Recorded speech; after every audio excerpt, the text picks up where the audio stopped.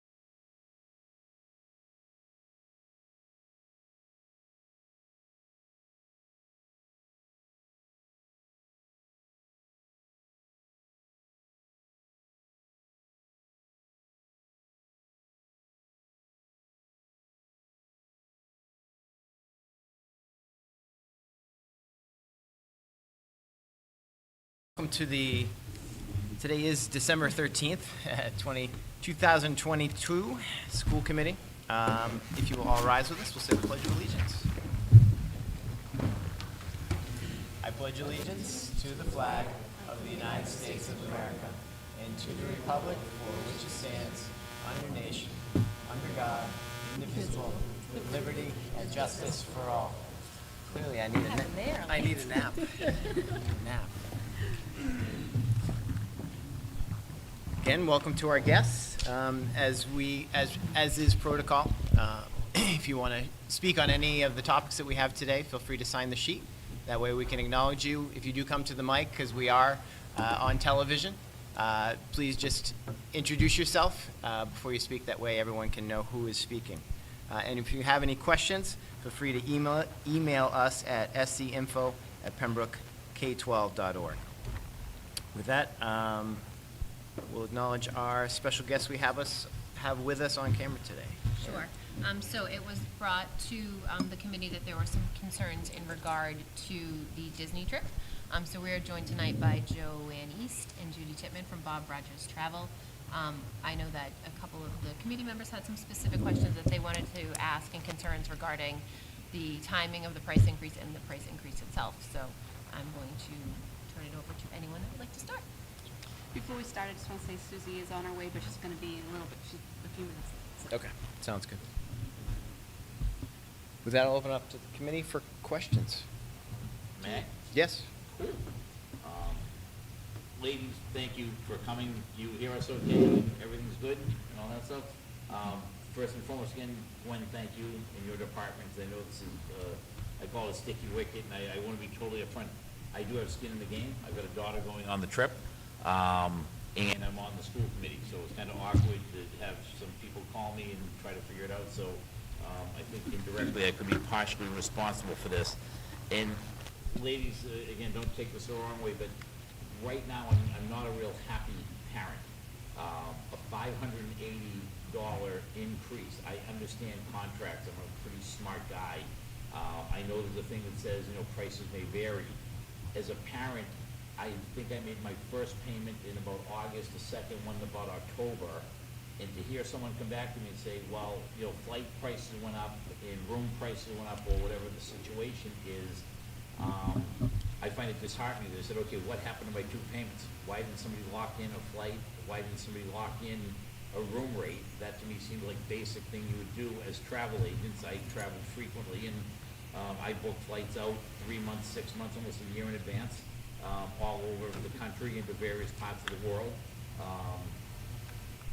I'm having trouble doing this. So then I had a parent that actually sent us an email, and I'm sorry, I don't know if we printed them out or whatever, showing different costs if we rented private planes or did whatever, and I know we can't do that. I understand all these things. I guess I'm looking for answers, and I'm hoping you give me something, and I don't want to come off as the negative guy. I don't want to ruin trips for kids in the future, but I've got a decent amount of parents, again, having a daughter who's in the band, and parents said to me, $580 before Christmas, that's, I think the initial cost is about $2,000 and change. This is a big chunk of change. If you're a single parent or a working mom or a working dad, I know a lot of people that literally saved for this. And then I know some of them that might not be able to get that extra money, and I know we're going to try to help them. So again, I'll give you guys a chance to talk if I may, and I might follow it up with a few more questions, and I hope that's okay, Mr. Chairman. Tell me you heard all that. Yeah. Hello. Please keep the questions coming and the conversation going. That is how we help you provide the information needed to decide how you do move forward. I too am a parent. I am a Massachusetts resident myself, so any New England school holds a near and dear place in my heart when planning and facilitating tours, and I've had the privilege of working with Gwen for over a decade now on various trips. So the two things that have driven the cost increase are definitely the flight increase, and I can speak to the timeline of that, and also that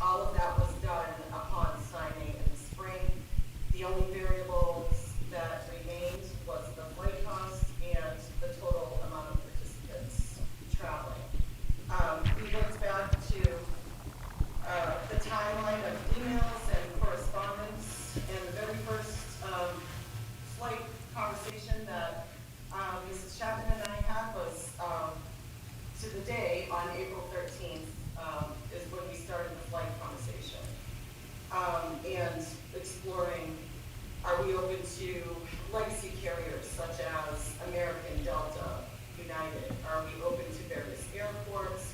And as always, Mrs. Chapman was very open and accommodating to try to find the best possible flight without stops ideally, but was still open to that if necessary, and also at the best price. So in the spring of last year, which is a bit of a one-off year because it was the first official tour season after the pandemic, there were flights that were going down from Massachusetts, from Boston, from Rhode Island, from Manchester that were in the 500s, even sometimes less, but we didn't want to quote anything that was less. We thought that a $500 placeholder was a sufficient budget to go forward. Then in the summer, once the deposits start coming in, then the air department really cast the net on different airlines. Even the legacy carriers at the time were very high. So we just hold on and we wait to see how the market will be trending. And we were also hopeful for Southwest and JetBlue because of their baggage structure that they include that in on the fare, which is helpful for student groups and any equipment that you may need, etc. So through the summer, the prices not only maintained high. In the fall, we started to notice that they were starting to tick up. At which point, on November 1st, we were very concerned that this was a trend that was going to keep going higher.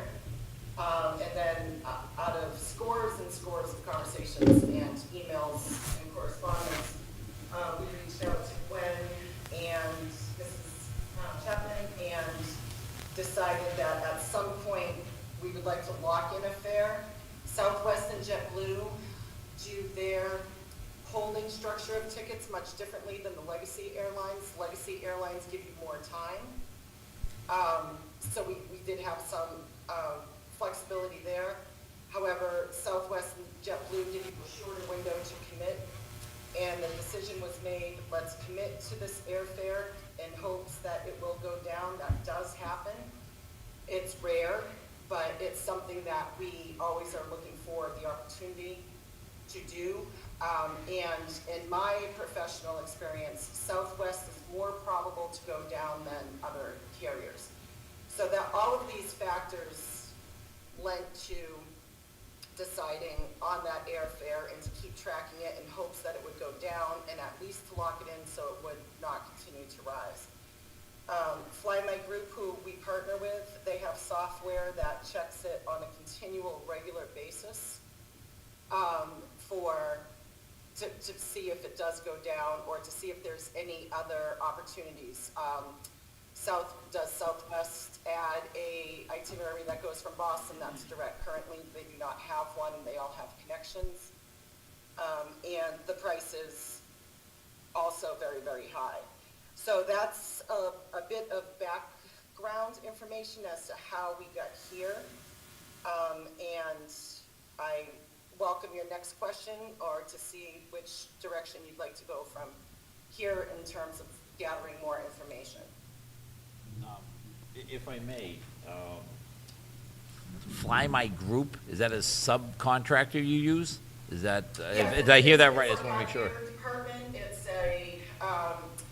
they are a company that helps find and secure air, and they are Bob Rogers' partner. Or Barbara, and so are they a separate fee, if you know what I'm saying? No, that's a partnership that Bob Rogers has with them, that they work. It's as if they're our air department. Okay, and I heard you said you had an air department, so I'm just trying to put this together. Yep. I also heard about a comp structure. Did I hear that terminology correct? And I just would like that clarified, if I may. Yes, it's typical of most schools, private and public sector, that there has to be a set amount of chaperones per students traveling, and their costs are built into the tour. So those are people from Pembroke that we're sending, that we're paying their freight, for lack of a better term. And we're, Exactly. I can clarify for you. Pembroke takes the additional safety measure to also have a nurse travel. Nurses, a para, Which is and 3 teachers. unique, not completely unique, but it is a special layer of safety that some groups don't have. So, there's an additional ticket and package with the school nurse as well. We're taking 2 nurses, a para, and 3 teachers And 3 teachers. as a requirement for baseline. But no parents per se. Correct. Okay. Interesting. And we do 2 nurses because. Is it, Yes, the last trip, 1 nurse was not sufficient when we were down there, and that was pre-pandemic. if you're gonna speak though, you have to get to the microphone if you don't mind. Okay, no, I just saying, I, people in the audience, I'm not sure they can hear the question, so, sorry. And Gwen, Step. just to that point, Sure. what's been our standard comp for each trip? How many? It's usually 4 or 5. 4 or so, 5? Yeah. Okay. We're right in line. So with we're what right in we line. Normally do. We added an additional nurse because, and that was based on the recommendation of Mrs. Haley, who was our nurse on the last trip. It was not sufficient for 1 nurse to handle that many students with all the issues that we had and the illness that we had. And again, that was pre-pandemic, so we felt we have to err on the side of caution. And I can attest to that because my son was one of the ones who was sick. Because Yeah, and I think the I was flu there. went through, yeah, and her husband took. Yeah, we were shuttling there folks was- to the clinic. But just out of curiosity, so what airline did we lock in an airline? Southwest. We locked in Southwest for, do we have a total price of what we locked in? Like, can we shop it around or is it too late? That the tickets are bought. There is a $50 non-refundable deposit should we find another flight that's better. We would lose $50 on a ticket, but if we can find a flight that's $250 less, we're willing to eat that. So they are continuing to search and search and search. Yeah, I think Joanne alluded to that, right? Where there's still possibility this could go down, but Absolutely. we've locked in a price. But so we've that at least it locked won't in a go any price and we higher. know that we have Is a flight. this, Joanne, is it standard practice? I know you guys talked about, we've started this process in April. You were looking at prices in the summer. They went up in the fall. Is it standard practice to kind of hold that long? Or kind of like you said, it locks something in, and then if it does go down, you've got the flexibility to make the changes. Is it kind of standard practice to? Right, correct. So in the summers where they ticked up considerably, and it's important to note as well that Southwest and JetBlue also announced their air schedules much later than the legacy companies. So when we were looking at American that had not good airfares in the high 7s, 8s, and connections, and no luggage, we were very hopeful to wait for Southwest and JetBlue. They open up further in the summer, so as soon as they open up, that's when that net is cast to try to see if that's better. And to speak to, are they still looking? Yes, always. The software that they have is quite advanced, and the lead on this has been working with us hand in hand, has seen every email, knows, and we knew with the flight not being what we wanted to be, we expected it. We're all parents, we're moms, and dads, we all understand the struggles and how this would not be favorable, and we do not want it either. So with that said, they do continue to look. If we're able to find anything better within Southwest, you don't lose the $50. That transfers over to any new flight itinerary or a better price.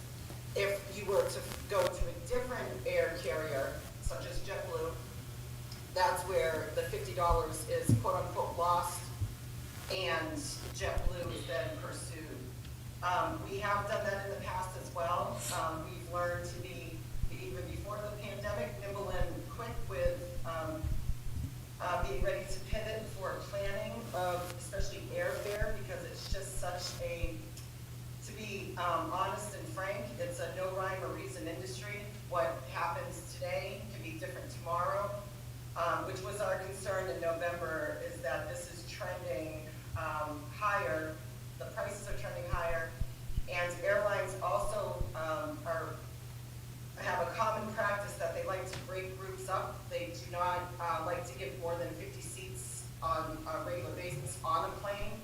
So this, as unattractive as it is, was the lesser of all the evil choices at the time to try to lock in this flight in hopes that it would go down. And as I mentioned previously, the only airlines that I've ever seen go down and pass it on to the consumer in my recent professional history has been not JetBlue, has been Southwest and American.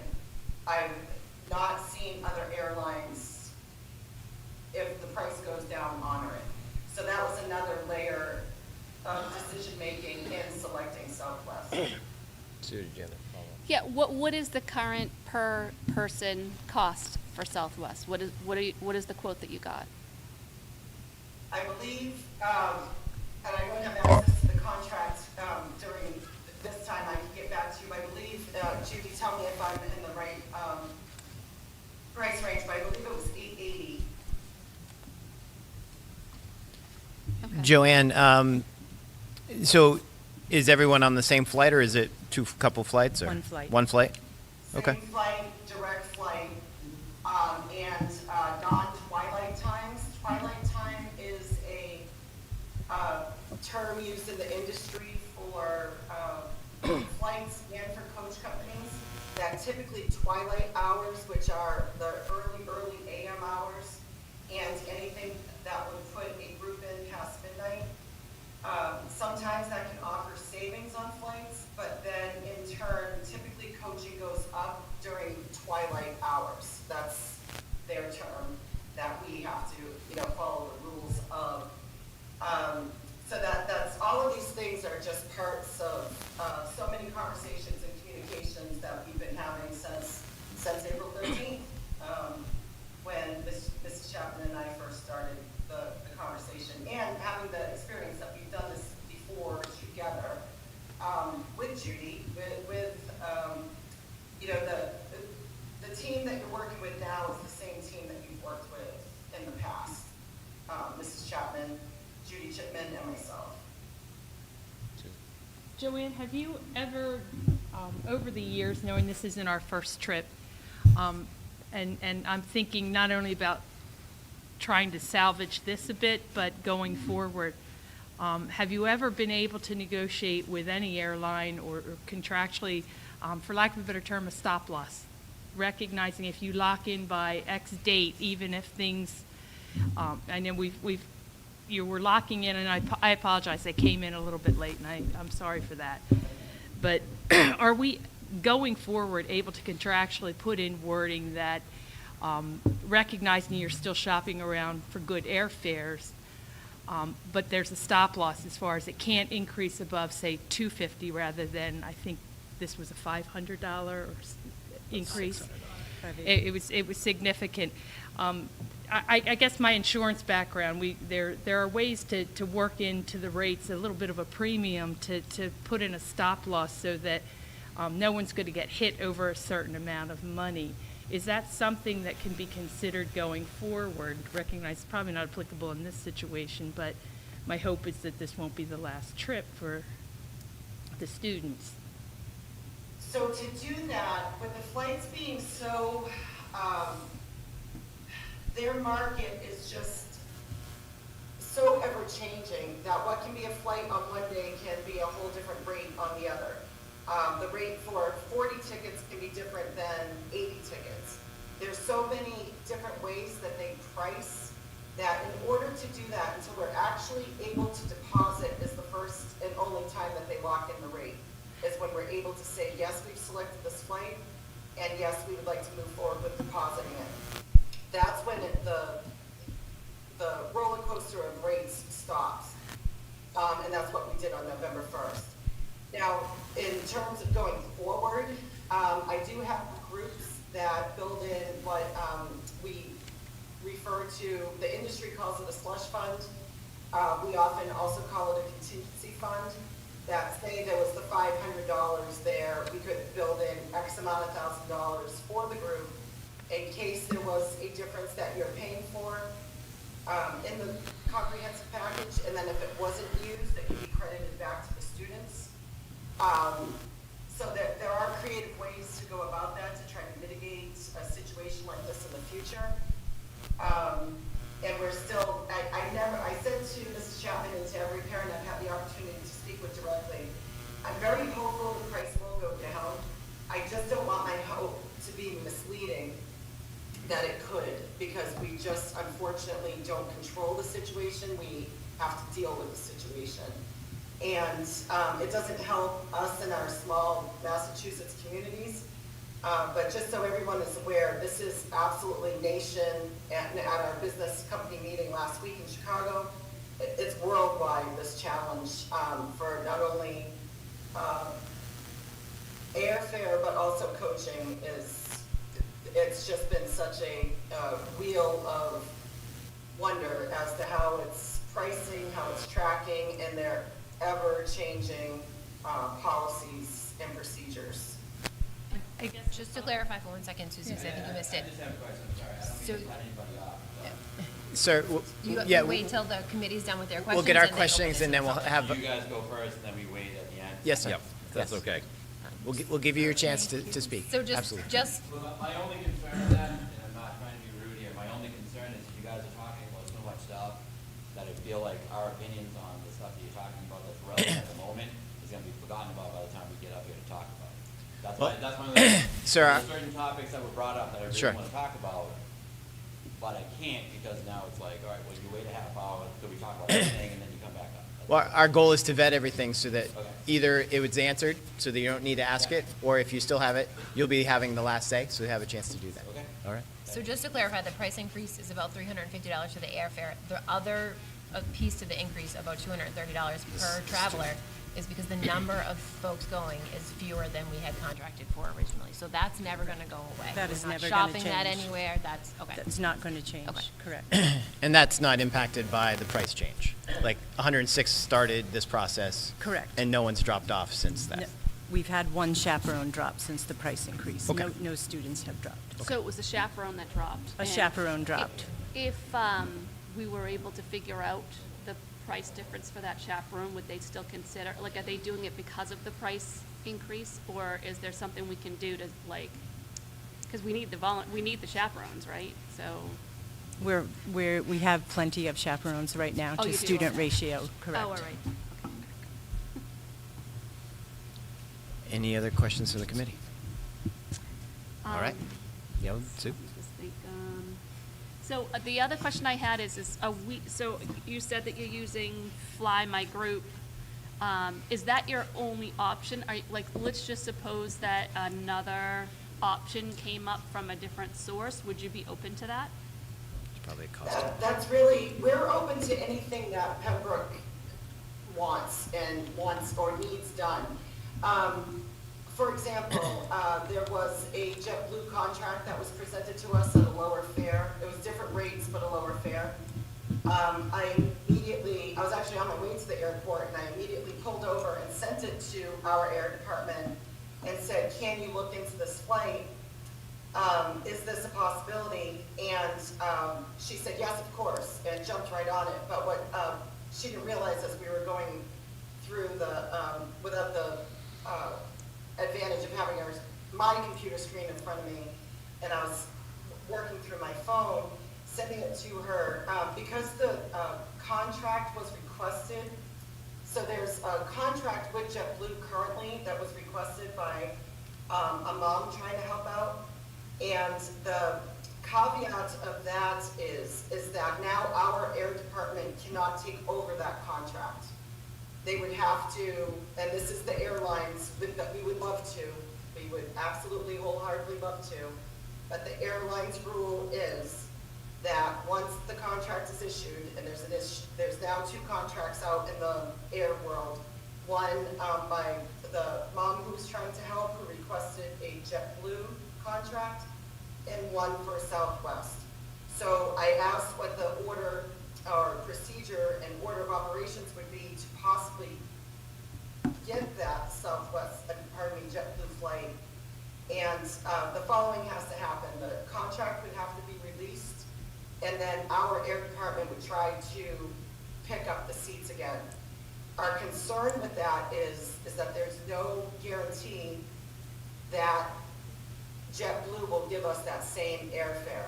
We hope that they have good business intentions and purposes and would, but there's no guarantee that they would. So, so that's the unfortunate situation there, is that we can't just call and say, hey, we would like to take over that contract. In terms of if we were to do it on our own, our process is whenever we have to put in a request for a group, we have to list the group's name, and this is for Disney, this is very standard. Hilton, Disney, airlines, you have to submit the name of the school, the name of the group leader, address, phone number, and then they have software to make sure that there's not doubles, so that there's not double space being held for the same group. So that's the challenge with that, is it's just risky to release it because there's just no guarantee that we could get that same airfare back. And then we would have to roll in the $50, which, as I mentioned previously, we've done that before and been creative to get a lower airfare. If a fluke airfare goes up, that's cheaper. If the greater good is that it's a all-around lower price, then we're completely open to that. We have groups, private groups, that don't use us for air at all and do their own air travel. So that's always an option too, that we can back air completely out, but that comes with a list of challenges as well in terms of what insurance covers, doesn't cover, and then who's managing the air contract, as well as if we don't manage the air contract and something was to happen in the airport, then BRT can't help you. Whoever books the air would have to help you. And that's a lot of information I just threw out there, so feel free to send follow-up questions. So to summarize, the insurance that people have purchased wouldn't cover the airfare if we decided to do it on our own and use the current contract that we, that parent drew up. I'm sorry, I coughed during that last section. Could you So, repeat that yeah, last so question? just to summarize, families have purchased the insurance in a lot of cases, and if we backed out the airfare and did it on our own with whatever parent drew up that JetBlue contract, you're saying that that would no longer be covered by that insurance, and so if somebody got sick and couldn't go, they wouldn't get the airfare back. And it wouldn't be Correct. covered. So if we back out air completely, then all of the rest of the trip components, the comprehensive package is covered, such as hotel, tickets, everything else that goes with it. It's called land or destination only, but because the air would no longer be in the package, then therefore the air is not covered, correct? And that includes if there was a delay, a weather delay, or canceled and you couldn't get rebooked, that does not, the land package is still there because it's under the assumption that the group's getting there on their own, if that makes sense to you. And we're not, for specific insurance questions, I would have to defer to TripMate because you have to, by the state of law of Massachusetts, you have to be a licensed insurance agent to speak to particular insurance questions, but I feel that's, my professional experience overview of how that works without being a licensed insurance agent. And so I just have another question. There's been some talk about charting a plane, and I know it's not an option, but I'm hoping that we can just explain to people why it's not an option. Right, so it's not an option for us as a school district. We Yeah. don't carry the insurance that would cover putting students on a private. Okay, all right. So I just wanted to And make I sure everybody knew. Maybe I can speak to that a little bit as to why so many districts try to avoid that for chartering. And with that said, BRT has chartered flights on behalf of groups before. Here's the challenges with that. Typically, charter flights are not a locked-in rate and they are dependent on what the fuel is the day of travel. So now that the fuel rates are ticking down, that could be an advantage. However, if that was to switch, the fuel is not locked in.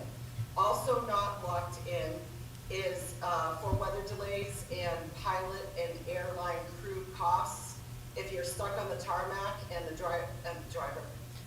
pilot exceeds the hours for flight time and they have to switch out, then that is a surcharge that's put onto the group.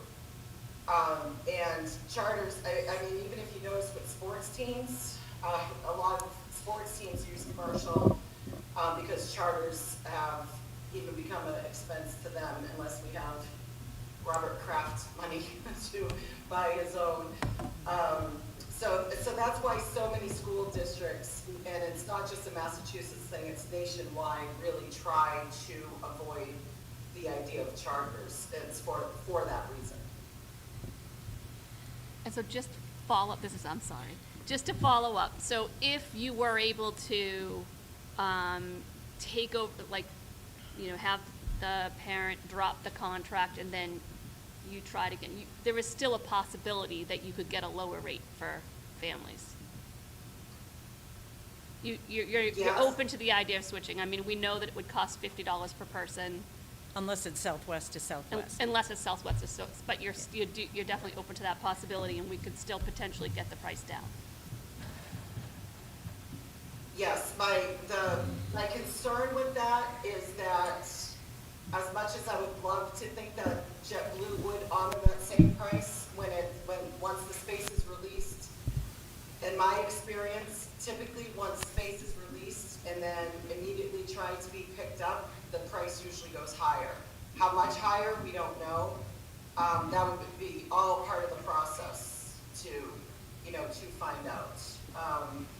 And then it's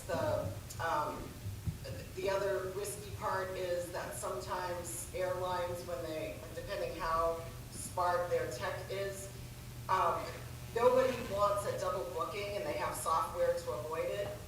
So what I would be afraid of is if for some reason they said, no, we know that there's a contract, we know that there's space held, we're not going to hold space if it's not real space.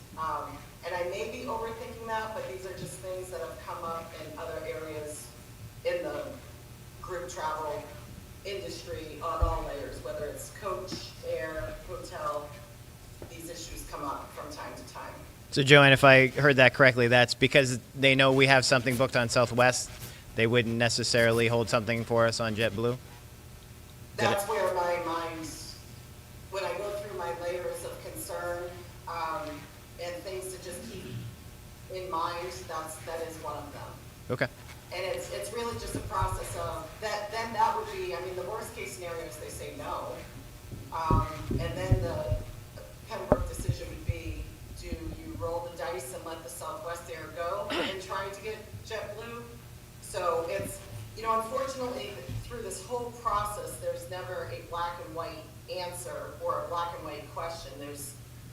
Throughout the process, it just gets many areas of gray because there's so many variables mixing things up.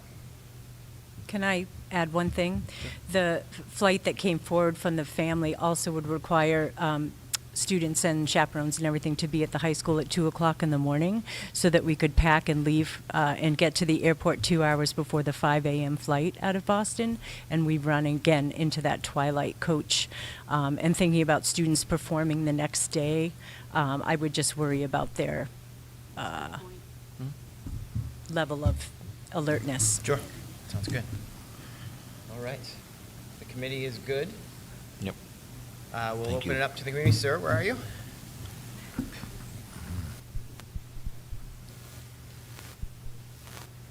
Again, two things. Just remind, please introduce yourself and speak into that mic so everybody can hear you.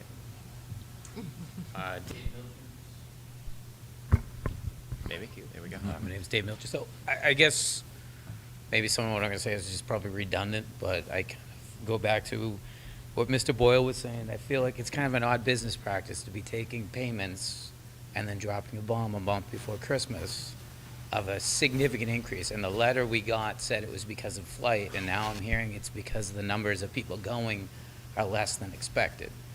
That was not clear.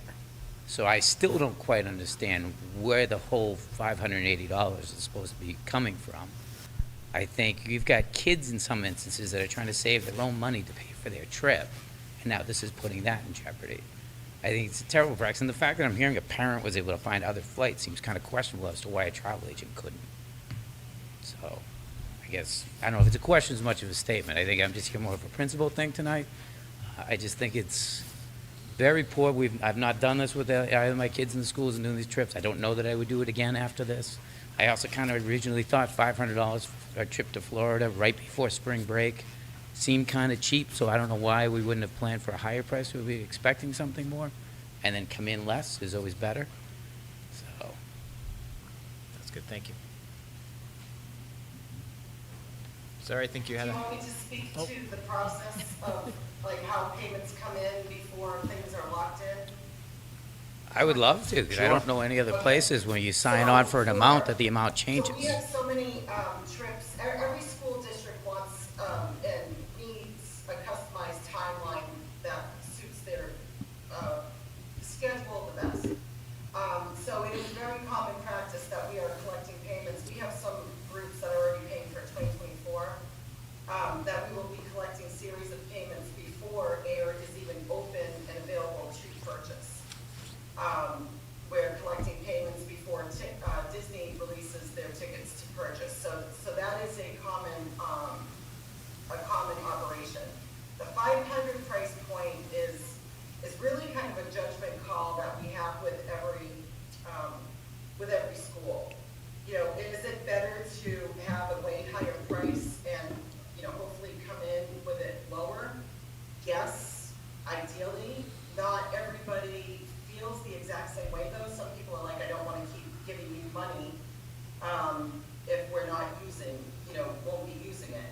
And at the time, 500 was, you know, as we said, it's a placeholder. We do expect it. We never expected it to go up this high.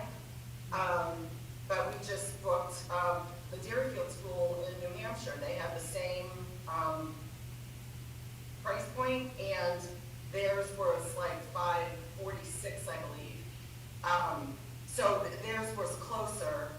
They're also traveling on different dates, so it's kind of a moot point. However, it's, you know, those things happen. This, unfortunately, is, you know, one of the higher increases that we've seen with air. You're not alone. It doesn't help to feel probably that you're not alone, but this is just one of the higher percentages of the flight that has ticked up high. And we're fortunate in New England that we have Rhode Island, Boston. Mrs. Chapman was open to Manchester if it made sense, open to Connecticut if it made sense. So, you know, as a New Englander, we're fortunate that we have many airports to seek. So all of those airports were sought and are continuing to be sought. It would be ideal if it's with Southwest, if anything better happens. However, I had them check this morning again. So the software does it anyway, but my lead on this and my partner in the air department also manually goes in too, because she's, you know, trying to support all of us, and nobody wants this airfare. She was actually the first one to say to me, do you just want to back out the air? Does the group just want to do their own air? And I presented that to Mrs. Chapman. We talked about it in other trips before too. And what seems like a good idea is just once you start to go through all of the pieces, does it make sense to the group?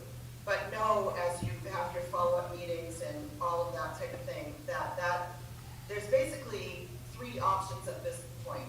We keep Southwest and hope that the price goes down, but I don't want to mislead with my hope. Second is we try to release that other air. And I will speak to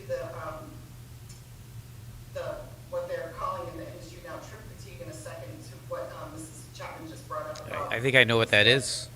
And we could take that, or three, we back it out completely and the group does their own. That's not a choice that, you know, we will support whatever Pembroke we can advise and, you know, give you our professional opinion and the pros, and help you weigh the pros and the cons, but that's basically where we're at, are those three choices. I heard Mrs. Chapman, I believe that was you, speak to that she was worried about, you know, the kids leaving at 2 o'clock in the morning, that twilight time, getting there all day, and the performance and all of that.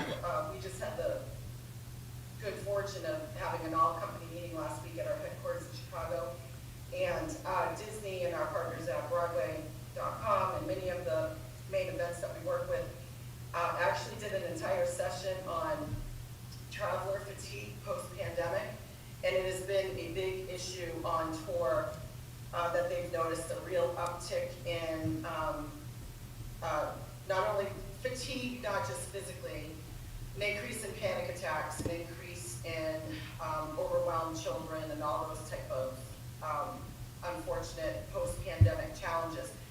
So all of these major venues have asked us as an industry, can you please be mindful of your itineraries? Can you please not overpack them? Please be mindful of times, travel times, how much is in a day, do they have any rest opportunities, things like that. So I think Mrs. Chapman was a little ahead of that curve because that was the first time I had heard the term, and I've been doing this in one way or another since 1999, and I've never heard the industry saying, hey, help us support these kids on itineraries. The kids who are traveling today are different groups than what was traveling before the pandemic. So just going forward, to keep all these pieces in the back of your mind to find out what makes the most sense for you and your students, and then how we can support whatever decision you make. So maybe just two other quick points. One, the other thing I think is missing is anybody that got the insurance, it seems like the insurance rate went up as well. Nominal compared to the rest, but that still was, I think, a $40 increase on the insurance. So that was another additional cost to this. And I guess I am curious is what is the stance now? Say if someone can't go, are we giving them 100% of their money back? It would be whatever insurance they selected. So So you if get- they did, so, excuse me, cancel for any reason, the CFAR, then they get the terms and conditions of that, which is a higher refund. And correct me if I'm wrong, Judy, because this is more your expertise level with the portal. If they selected, and again, we're not licensed insurance agents, but we can speak to what, you know, we've seen.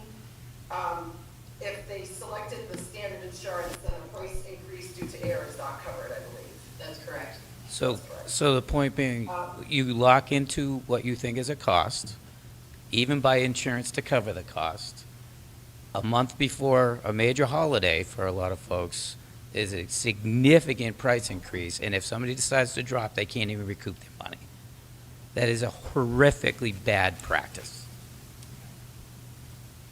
So the only way to avoid that is that you have to book, to absolutely have the locked-in price, 100% locked in, it can't possibly change, is the turnaround time has to be quick. That means everybody is able to pay for the entire trip essentially up front or upon deposit, because you would have to, all air would have to be selected and known. We have to know exactly how many travelers are traveling. The air would be selected, and then the group would have to pay, typically, so the closer you get to travel, the more money that is required up front. The further away you are to give folks time and much payment, as many payments as possible to help spread it out, then there's less accurate information known at that time. To solidify everything, we have to know exactly how many people are going, and then if it is a quick turnaround, and we do have trips that are quick turnarounds like that, like say somebody made it to finals and they have to go quickly, that what's happening is everything is locked in and you know exactly what the price is, and then they're paying it. The downside is it's not enough time. And that's why we try hard to put into the literature that this is a placeholder budget, and that once the final flight is selected, the price is modified. Groups that select, okay, build in, say, our Europe international travel, build in $2,000 $2,000 for airfare because they want to buffer it. If it comes in at $1,800, then we're passing the $200 savings on to you. So it's really a matter of where in the timeline and the pros and cons that go with booking way in advance to further out. Thank you, Joanne. I think we have another question or comment from our audience, sir. Yeah, my name is John Vitale. I have a statement and a few questions. First off, I want to thank everybody for what you do. Ms. Chapman, you're amazing. Just want to throw that out there real quick. So my question to you is, when you came up with your original number, was that based off of a flat rate of 150 people are going, here's the number? Yes, I believe it was, what, 125 to 130? 125. I'm sorry, 125. Yeah. Whatever the number is. Yeah. So when you came up with whatever your original number is, when you came up and sent out the email, 2,300, 2,400, whatever the number was, I don't remember it off the top of my head, but was that based off of a number? Was that a flat rate cost? That is my question to start.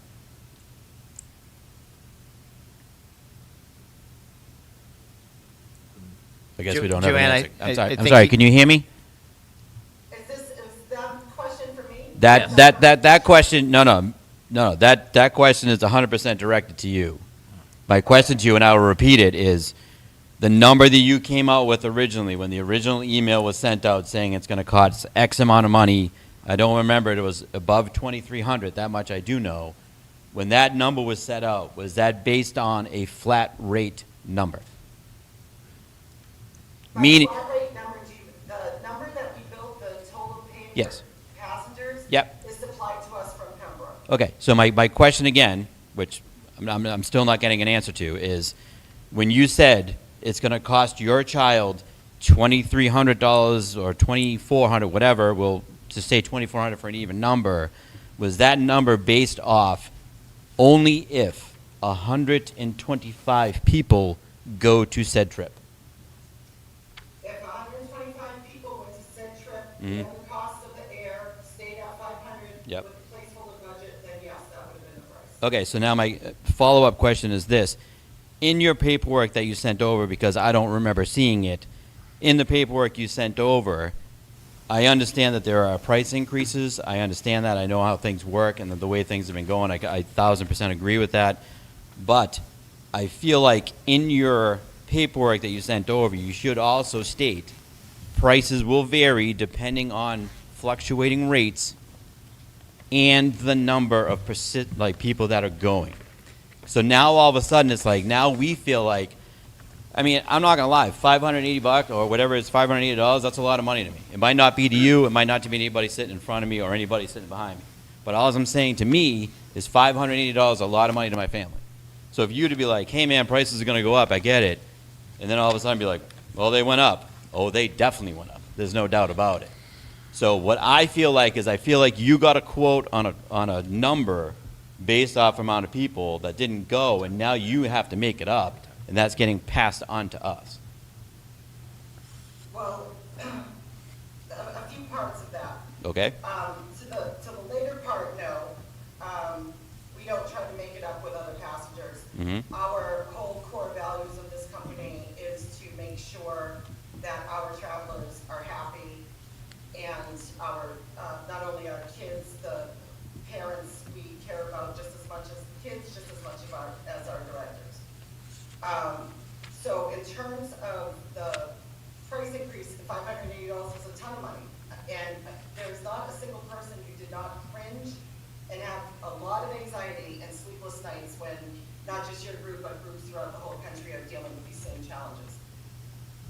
In terms of forecasting numbers, every director has such a hard time trying to find the perfect sweet spot.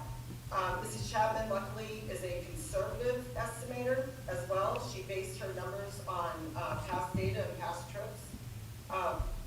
Should we actually use her as a model many times on trying to forecast numbers? Because she, even though these are under, they're still closer than what many do. That they think I have 400 kids in my program, so 390 will travel, and that's not usually the case.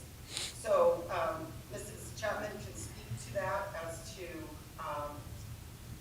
how she came up with the numbers, because it's as solid as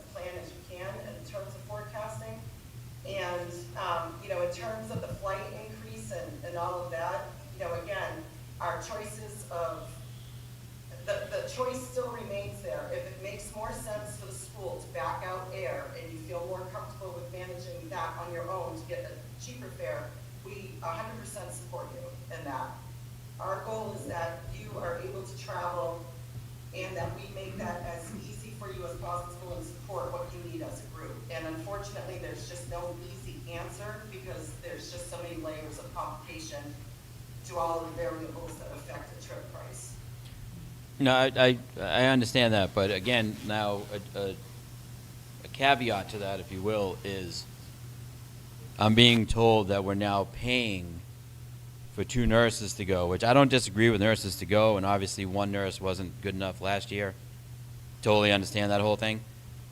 That should have been in the contract, that please understand a portion of your child's payment is paying for another person to go on the trip. I think what's happening, I mean, to me, I'm not going to lie, like, I'm having a hard time paying for the trip by itself, period, for my one daughter to go. Never mind any other families that have multiple families, like multiple kids. I feel terrible for them. But now all of a sudden, it's like, now I'm paying for somebody else. Again, they have a job through a school, and they're doing their job. Understood. So should the school pay for them versus me paying? My opinion, yes. If that's not the way it works with the whole travel part of it, I understand that. That should have been part of the contract that went out, just to say 10% of your money is paying for other people to go. I just feel there's like a lot of smoke and mirrors going on right now, where it's like, oh, originally, yeah, the price increase was $5.80, that's because of the flight. And then all of a sudden it was like, well, it's not really because of the flight, it's because of the flight and these other things that just come up. Yeah, John, what I think, I sort of see this in 2 pieces, right? And I think you hit on it. One, Joanne's sort of dealing with the flight increase, right? And then the other piece is our communication to you about the numbers change. And so maybe Gwen can help us with, we started with 125. When were things locked in at 106? How was our communication on that note? And how do we communicate sort of the bigger picture, sort of the pieces that you said? That piece is internal on our end, and then the flights are really what Joanne is dealing with. So if Gwen could attest to that, that would be good. Yeah, so I arrived at that number looking at our past couple trips that we've done. 8 years ago, we were at 157. The last time we went 4 years ago, we were at 139. Knowing that our enrollment, I look at how many students had selected to sign up for our classes in the spring. Like I said, we were looking at this at the end of April, and we could tell coming up in May as course selection happened what we were looking at. So I took 80% of what I thought the enrollment would be at the time. Actually, 80% of students signed up for the trip. So that was pretty close to it. So thinking about 125, I was thinking about we'd probably have about 105 students and about 20 chaperones, but we came a little bit short than that. We have 88 students traveling with 20 adults. So that's the 106. Mm-hmm. And that, Well, it's 108, but, oh. Pembroke's admin a bit on this as well. And I don't know if this plays into part of that communication piece, but Pembroke is unique in that it's not a standard blanket of X amount have to travel for whatever reason. Some schools are like that. They have a 1-to-7 ratio, and that is it. It doesn't matter. When we knew that the prices were going up, Mrs. Chapman and I met, and we were looking at everything on the tour. Can we travel with less chaperones? That this is our ratio. This is what we need. Can we reduce is anyone interested in reducing and doing all meals on their own? We talked about all of that. So, especially here at BRT, there's not one size fits all. Every single group comes at it with different policies, procedures, mandates. Some are very flexible, like Pembroke is, in terms of every layer of it that we've been able to have conversations along the way. Some are very stringent and have no flexibility. So, and I hear you and I feel you and I know that the 500 and plus increase is not where anybody wants to be, ourselves included. So that, that's really all I can say is that, this is the worst of it, and hopefully it ticks down. Again, I don't want my hope to mislead, but that's what I hope. And also to the communication piece, in retrospect, when you look back, a couple weeks later when we when Pembroke sent that out, and, you know, I looked at it and I said, yes, I think we're just all in such a focus of, well, this air is not where we want to be. And the air is wholeheartedly the biggest reason why the price is increasing. There are other variables and there's other elements, but the largest portion is definitely the air. No, I mean, We're not from- like I said, when I first started speaking, I agreed with you that the price increases, especially at this point in where we are right now as a world and a country, no one can control that. So I'm not saying that like I'm not meaning it towards you as anything like disrespectful. I'm not trying to be that way, but basically what I'm saying is the number that was forecasted for this trip, 125, I think that was the number that we threw out, right? And I mean 106, that's really, really, you should play the lottery tonight because I think that's a really good number. But basically what I'm trying to say is I read contracts. And I feel like there was a lot of loopholes in your favor in said contracts that we looked at, because it should have been said very simply, the price per person as of now is quoted for X amount of participants. If X amount of participants are not met, there will be, not questionable, will be a price increase. Now, you know, Chapter A off of that, you should also put, due to rates, nobody can lock anything in, so there's going to be an increase regardless. There should also be a factor that says, if you prepay now to lock in said rate, whatever it is, prepay now, this is your price, $2,300, boom. I gave you $2,300, I'm good. You can't hit me with insurance increases, you can't hit me with gas mileage, you can't hit me with anything. So I feel like you left a lot of loopholes open for families like us to be like, well, I guess I just have to take it. Because now what happens? I contacted Mrs. Chapman about physically driving my daughter to Florida and picking her up. Whenever you tell me where to be, what time, what place, I'm there. Does that save me any money? I know you're going to say, you're probably going to say no because it's part of a contract and there's nothing we can do about it and liability issues. I get it.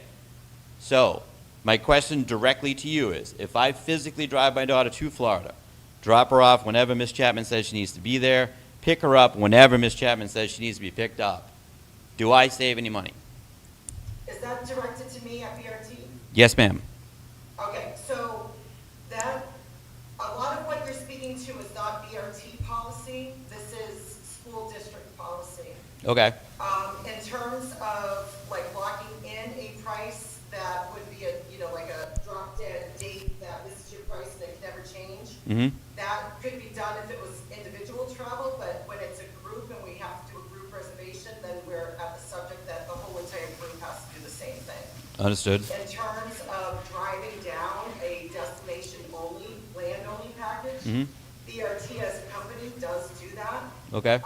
That's not our call, though, because we have to, we can't make school district and policy decisions. We support the decisions that have been made by the community and the district and the legal department, et cetera, and then we support that. Okay. So I think where some of the braiding of the policies is what is BRT policy and what we can help support you with and control, and then what the school district has to do.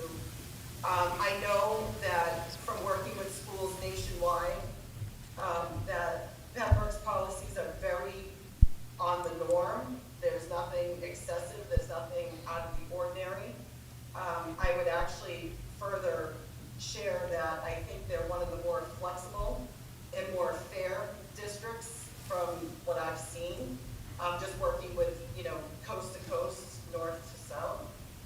So I think that this is probably a multi-layered. I can speak to BRT policy, but I can't really speak to all the many legal avenues that a school district has to report to. Okay, so with the school committee in front of me, can I physically drive my daughter to Florida and pick her up and drop her off wherever it needs to be and save myself some money?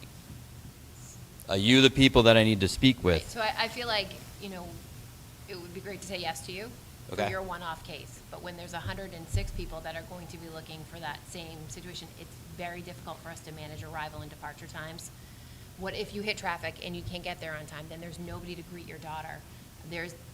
The package was presented to school committee as a group travel trip. It wasn't an a la carte menu of take the airfare, take this, don't take that. I hear you. I'm sure that we can work with you on the cost if that's the piece that is prohibiting you from being able to send your daughter. I think there was a piece of the letter that went out about financial hardship. Happy to work with individuals on that. But as far as allowing students to secure their own transportation to Disney, that would be logistically and liability-wise not something that the district So would want to take. basically what you're trying to, this is what you're telling me, is I physically can't bring my daughter there, but I could try to ask you for help.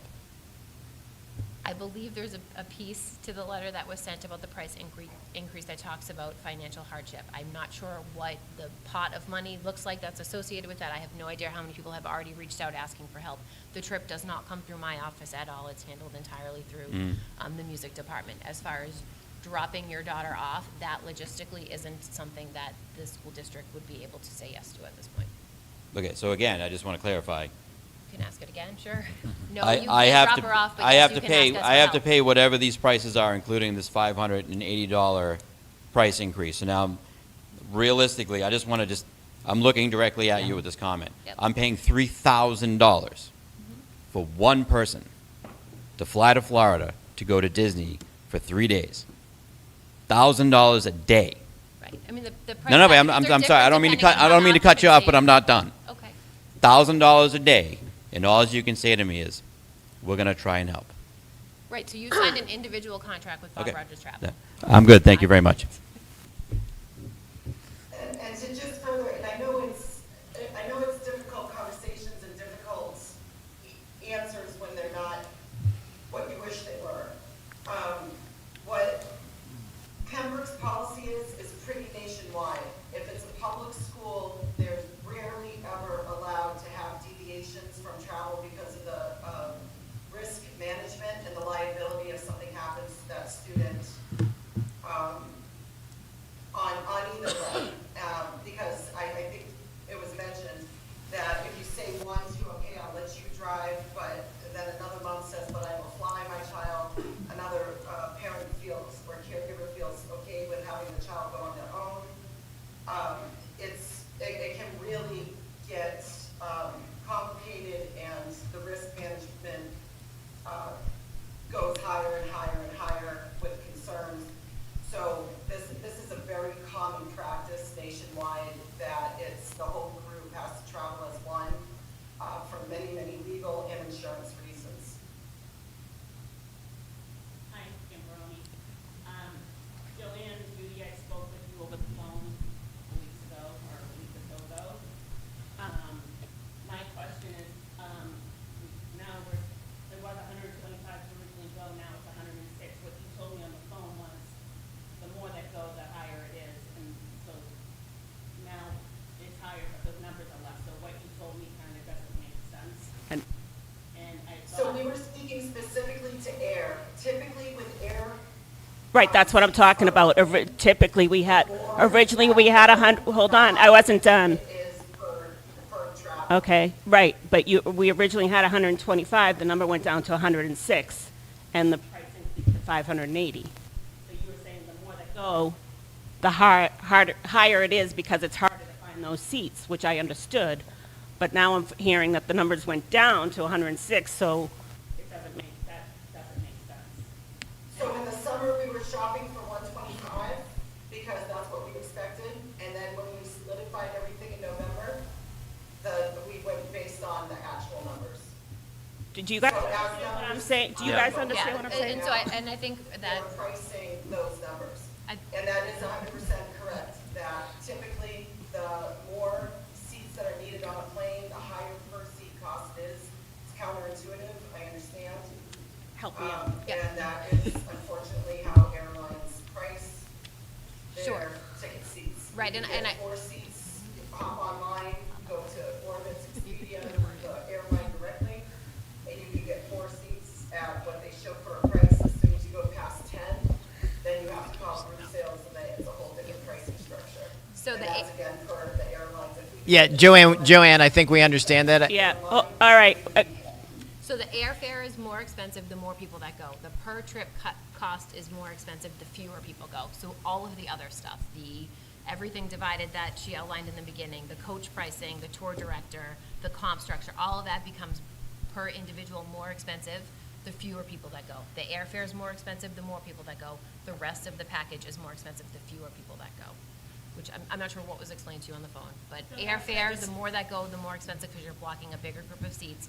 As far as everything else associated with the package, the fewer people that go, the cost is spread out amongst them, so it goes up for the coach transportation, for the tour director, for the comp structure that she explained as far as chaperones. And Pam, I don't think we know so I'm guessing if we had the 125, the 880 would be higher, right, based on what she shared with you. Okay. So It that's, just- Well, it's it just- could be. There's a Yeah. couple pieces there, and just hopping on to what was just the conversation that was just happening.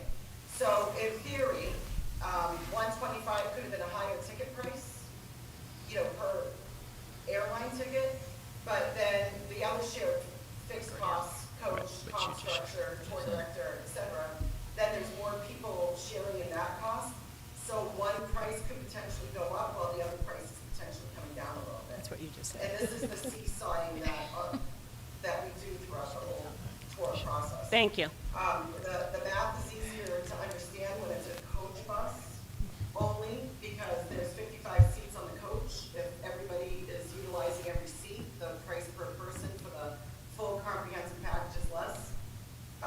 And if the coach is half full, the coach and those other fixed costs stay the same, but there's less people sharing it.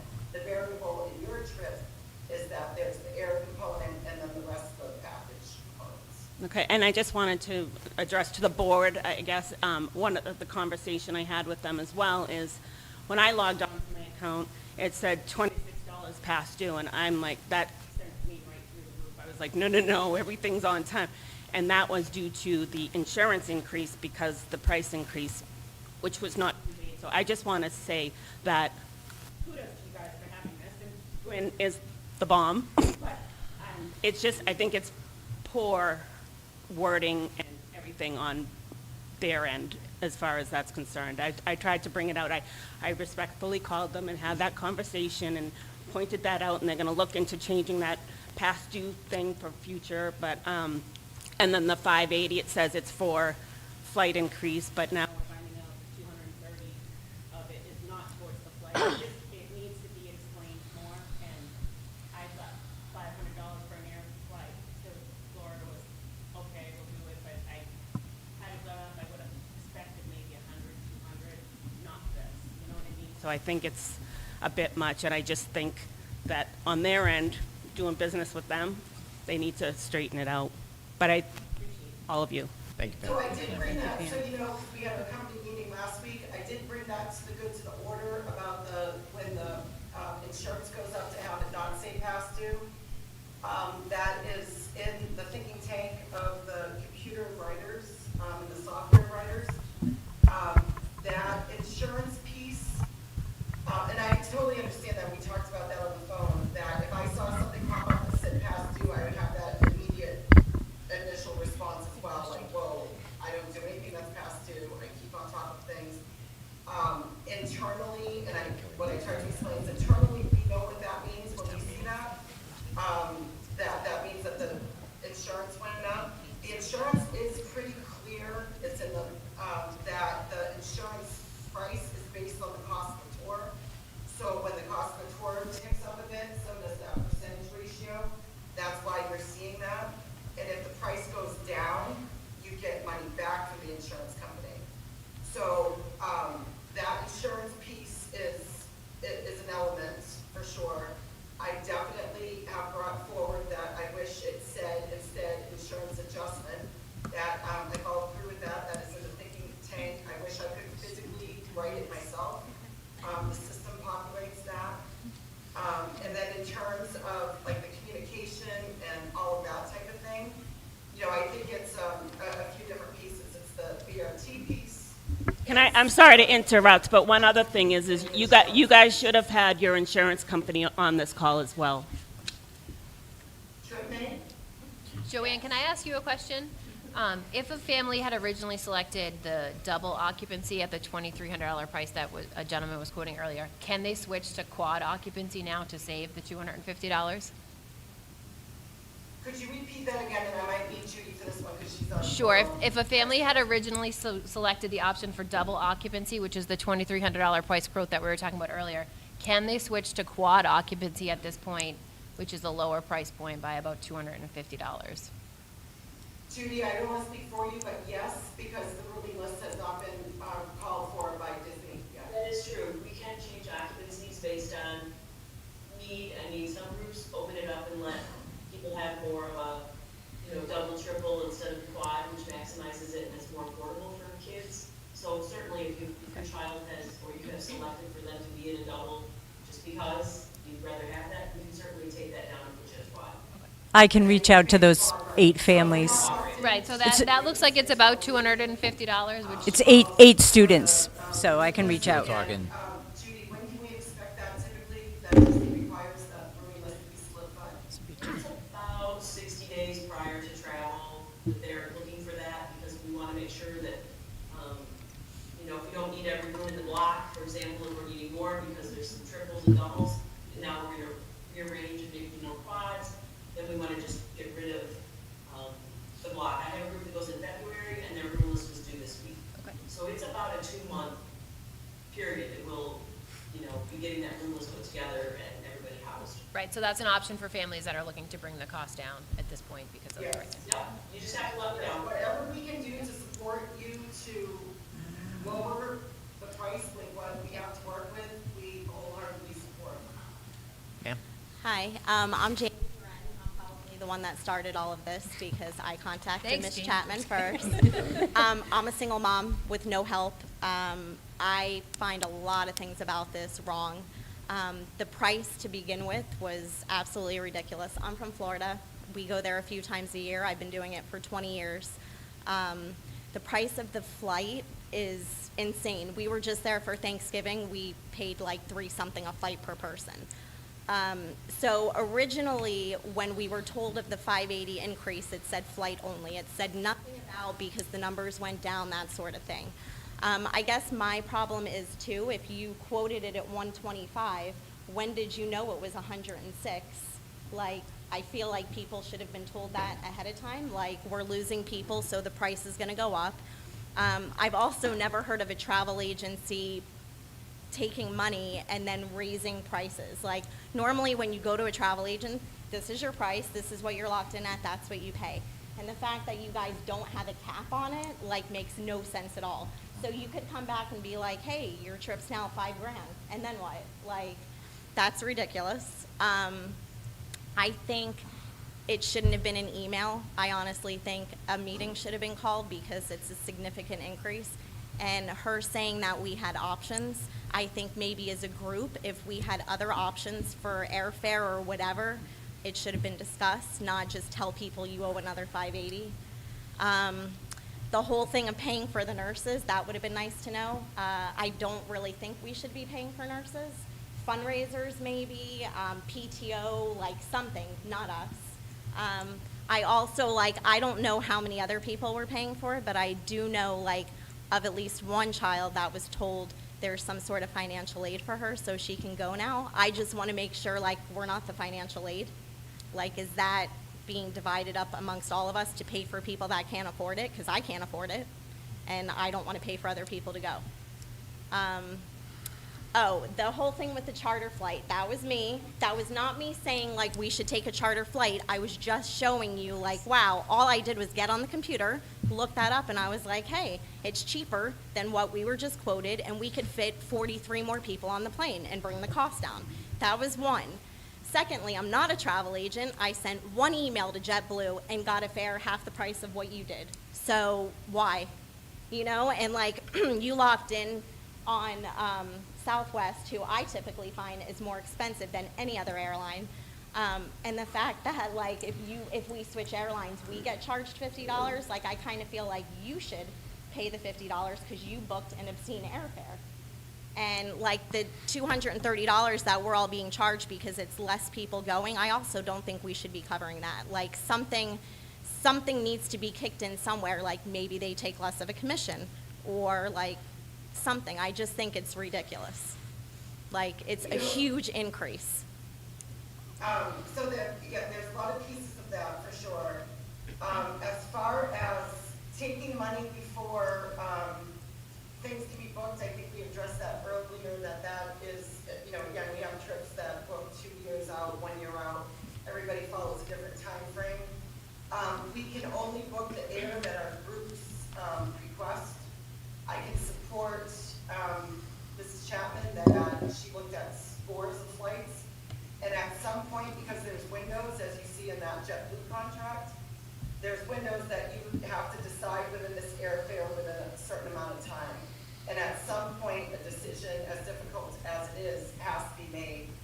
And oftentimes with the carriers such as JetBlue and Southwest, they don't give a big window for that time. And a lot of this is, again, it's two different schools of thought. One is BRT policy and one is Pembroke, and we try to unite and work together to provide the best possible scenarios. So it's, it's a few pieces. I definitely hear the communication piece, that the focus of that air increase email was on air. And I can understand both sides of that as well, because that is what kind of was a catalyst to everything else. But in terms of, anybody can call and get a group air rate for sure.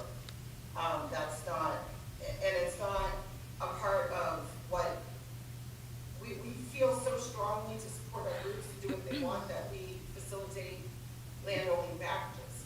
So if the group decides to do that, we can definitely book. Okay, but here's my issue is I was. also understand and support why that's sometimes not doable. Okay. Or feasible with a group and a group district schools. Are you the travel agent I was emailing? Are you who I was talking to that I didn't talk to on the phone? So in our world, and it's just language.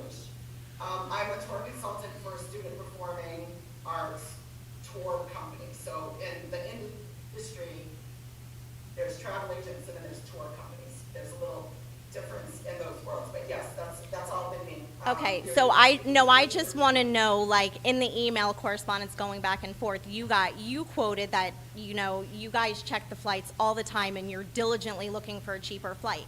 Yet I get on one time, send one email, and find a flight like that. So how hard are they looking for a cheap flight if I could just find one when I'm at work doing my full-time job, which is not a travel agent, and I just found a cheaper flight? So why? Like I said, you literally stopped tripping when you sent me that email, because I was like, you have got to be kidding. I pulled over and sent all of that to the air department. In addition to their software that looks, they also look. Something that I thought of though, is that, after Southwest is chosen, I know they're concentrating on Southwest because they don't want the deposit to go. JetBlue is one of the most variable airlines. For instance, today, my heart is sunk because they're having their New Year's sale. I'm flying and paid over $300 a ticket, and my daughter can go to Los Angeles or San Francisco for $89 for the same fare. So it's, as much as they check and they have software to check on top of manual labor, we just cannot control what the other airlines do. So, and again, one of the options, we stick with Southwest and hope it goes down. We try to, you release that JetBlue air and we try to pick it back up, but there's no guarantees, or we can back the air out. Whatever the group wants, we support. I mean, I'm not a travel agent, and I could tell you that Southwest is one of the most expensive airlines to fly to Florida, always. So. I don't agree just because we just booked one today that was better than JetBlue or any of the legacy carriers for New Hampshire groups to Orlando, and Southwest was the cheapest. Maybe out of New Hampshire. Maybe out of New Hampshire. Okay, I'm just saying I fly there a few times a year, so I know they're expensive, and I know like the whole thing with, you get 2 pieces of luggage. Well, guess what? I'd rather pay for luggage and have a flight half the price. And actually, JetBlue included luggage too, so. Yeah, 100% so do we. I just think it should have been discussed. It's a large amount of money to ask people to come up with. And people can't back out now because whatever. I don't have the insurance, which was stupid on my part, but even with the insurance, you don't get back all your money. And one of my friends that dropped out as a chaperone said she was only getting 50% back, kind of crappy, because she couldn't afford to pay the double increase. So, so I guess my question to you is what else are we paying for besides 2 nurses? We also cover the teachers, of course. How many is that? 3. Okay, so we're paying for 5 extra people. Yeah. Should we have been told that? Sure. I mean, I think like. It's usually built into every trip structure, every trip I've we've never ever done a trip, like this is the first trip my Okay. daughter's going on, and like, again, I'm not trying to be difficult, and I think maybe at the beginning, we probably all should have asked for an itemized sheet, which actually, that should be going out regardless. It shouldn't just be like 4 days, $2,500. It should be broken up so we know exactly what we're paying for if we want to do it. The only reason I said yes is because my daughter wanted to go with all her friends and chorus and whatever. She's been to Disney a million times. It's not really like that exciting. But to find out now that we're paying for 5 extra people on top of an increased airfare, on top of less people going, more money for us, it's not right. And like to say, oh, we're going to do more fundraisers. Well, that still doesn't matter because the price is what it is. So now we have to fundraise and raise money for extra money that we shouldn't be paying to begin with. So that's my issue. Just some food for thought. Pembroke's chaperone structure is less than many schools. It may not help to ease that stress right now, but just something to keep in the back of your mind. Many schools have a 1 to 7 ratio. We've seen it as low as 1 to 5. Pembroke also was flexible with the ratios in terms of, for example, if there was 150 people, we would have had more chaperones. If there's less, then there was less. So, and that is nationwide. I have not seen a trip go that doesn't have a comp structure of various reasons and resources, whether it's teachers, chaperones. Well, the chaperones are fine because the chaperones are paying for themselves. Piece is the closest thing I can give as an example with a student performing arts package is the industry prices it very much like a cruise line. A cruise ship fare is a comprehensive package. You're paying for everything that is in that package and you can't back certain things out and they don't itemize it. Right, except when they tell you a price, that's the price. They don't come back a couple months later and say, oh, just kidding, it's another $580. That's not how it works, even if you don't pay for it up front. If the air, it depends. If you book your air, and again, this is a difference between if it's a family of 4 or if it's a group of 100. If they didn't know the air at the time, the air would be a variable because we also book cruises for groups. So if I could just kind of step in, I feel like we've talked a little bit in circles at this point. Yes. So I think we've understood a couple things. One, it sounds like communication in the beginning isn't where it needs to be, and that's something we can work on as a district on these trips, that we communicate more of this up front so that there's clarity on the process, because the process is this, on these type of trips, that there's variable costs and that can fluctuate. So that needs to be conveyed from the beginning. What those costs what's in that cost should be conveyed as well, right? So that parents understand what they're committing to when they get it up front. And the fact that there's no cap, that it can Right, increase infinitely. right. That needs to be understanding. This has been the trip way. I did it with my daughter 5 years ago. It's been this process, so clearly communication needs to improve for the new families that are coming into this process so that they understand that. So yes, as much as we hate the flights, to your point, that's going to be a variable that may change. But some of these other things, you guys felt blindsided that you weren't aware of that. So that's something as a district we can improve on for these trips, that we can improve internally on our end and work closely with the agency, whatever that is moving forward. Because again, I think I've learned more about these trips than I even did 5 years ago when we did it, right? So if now there's that I've got this financial- insight, we know what we're looking for. Well, I So want to know the financial aid part. So Sure. that was not on the letter, by the way. It said nothing about reaching out if you have hardship. But where is that money coming from? And are we paying for anyone else besides 3 teachers and 2 nurses that I don't think we should be paying for? Yeah, That should be coming from no, somewhere else. no, we don't have, we would have to go to the Papa organization for we don't fundraise as a music department. It's all done through the parent, Pembroke Association for the Performing Arts. So we would need to go to them. Okay, so to like ask. the student that I'm talking about that told my daughter that she can now go because there's financial aid, where is that money coming from? I'm not sure. I'd have to look into that. Okay. That's what I want to know. Like, I don't want to pay for anybody else. I can barely pay for my daughter. Of course. So. Sure. No, it sounds like there's no increase in the cost that's related to that from what's been shared with us. Okay. Thank you. If there's anything different than we haven't addressed, I feel like Everything. we've Sorry. covered, yep. So, obviously, the communication thing's huge, but I feel like there's a giant lapse in that, because if we're now paying for 5 people, that's an additional $150 a person.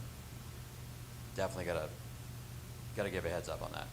Secondly, I plan on picking my daughter up in Florida, because we're gonna be on a family trip in Florida anyways. I just wanna make sure with everybody here, that is not going to be an issue. That is not an issue. We've had past practice of that we will let you know when we are headed to the airport and where to meet us before we head to the I airport. can speak on that one. Perfect. Yep. We did the trip too, and then we grabbed my daughter at the end, and she stayed, and we stayed for a couple days. So yeah, We're gonna we be in did that. Florida visiting family. I Yeah, just we've wanna had make past sure. practice of that. Families Perfect. have done that. We Yeah. did it Yeah. too, so. Okay, Yeah. that was it. I just wanna make sure Yep, with all the that's liability totally- and that's totally whatever, fine. so. That's good to ask. Okay. Yeah. Yeah, we just have to have a handoff, we call it a handoff. Yeah, no, So we physically see you, Yeah, her go with you. We'll figure that part out down the road. Yes. I just wanted to make sure that was Yes, we can absolutely accommodate that. perfect. And I apologize for all the bullets that were fired at people tonight, but it's just No, hey. concerned parents. We're parents as well. We There we absolutely. go. Perfect. I Thanks, just John. want to thank everybody for the time, though. I really appreciate Thank it. you. Thank you for your time. With that, Joanne and Judy, thank you for your time. I know if we have any further questions, the committee will reach out through Gwen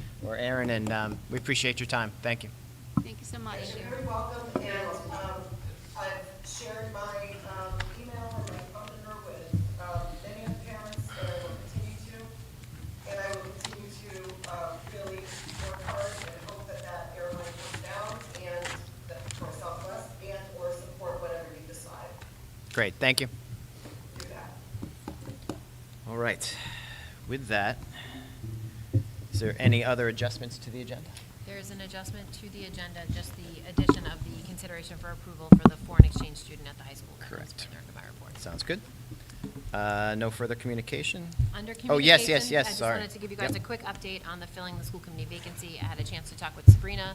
We are going to publicize the vacancy, and that the next step is for Lance and the chair of the select board, Dan Trubico, to come together to figure out what meeting date would work in January. As far as how vacancies are handled on other boards, generally, the board would make a recommendation to the select board and they would appoint. Because it's of the nature of this position as opposed to the planning board or the advisory board, they would like to be more active participants in the process, just like the last time. So that's why the joint meeting would happen for that. So that the position will get posted, and I'll work with Dan on a time that we'll set that up. Obviously, I know because I went through that process, so we'll work to make it as seamless and easy as possible. All right, with that, the bills have been approved. Did we not have meeting minutes from last time? No? Too fast. We'll turn it over. Okay, perfect. Sounds good, yes. So with that, we'll move into the superintendent's report. Sure. So the first thing under my report is consideration for a first read of the technology plan. The education subcommittee met 2 weeks ago to take a look at the plan. I'm going to turn it over to Brandon in a second, but first I just want to share with you all that this is definitely a labor of love for Brandon in the tech department. In my experience, having been responsible for writing the tech plan in years past, as soon as you commit it to paper, it is out of date. It is hard to be visionary when you understand the fiscal constraints associated with technology. So, as much as this is our plan, it is partially written in a vacuum as saying this is where we are, and this is where we want to be. But we do understand that year over year there are other constraints on the moves that we're able to make as far as technology. So, Brandon, all you, my friend. Thanks. So first, I want to offer a bit of thanks to the people who helped assist in the creation of the plan.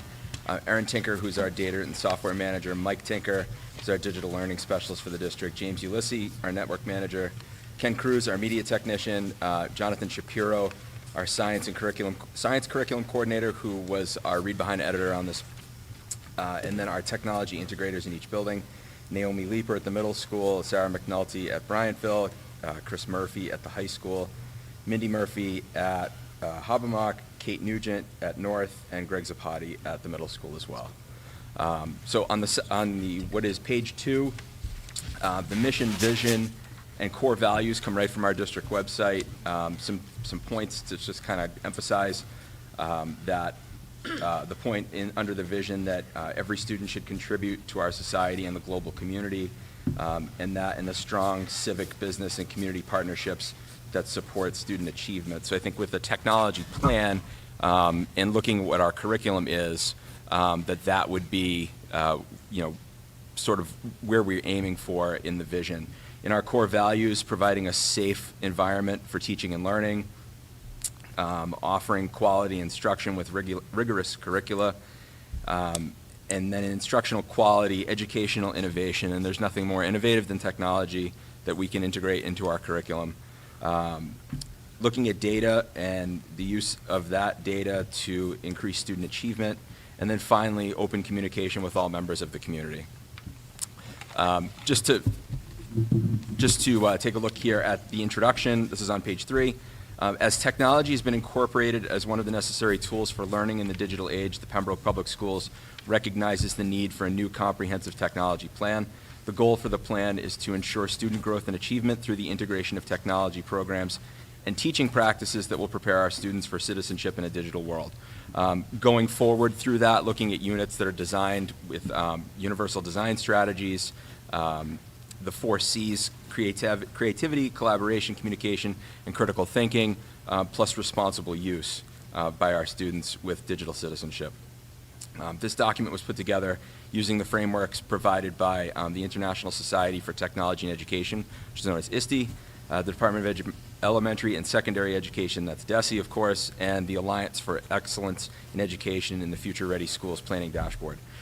In looking at this plan, it's nice to have sort of a driving document or driving mantra for the purposes of writing, and I went back to my social studies brain and put together this research-based product and looked at the 7 essential conditions that ISTE identifies for educators and school leaders to create system-wide change.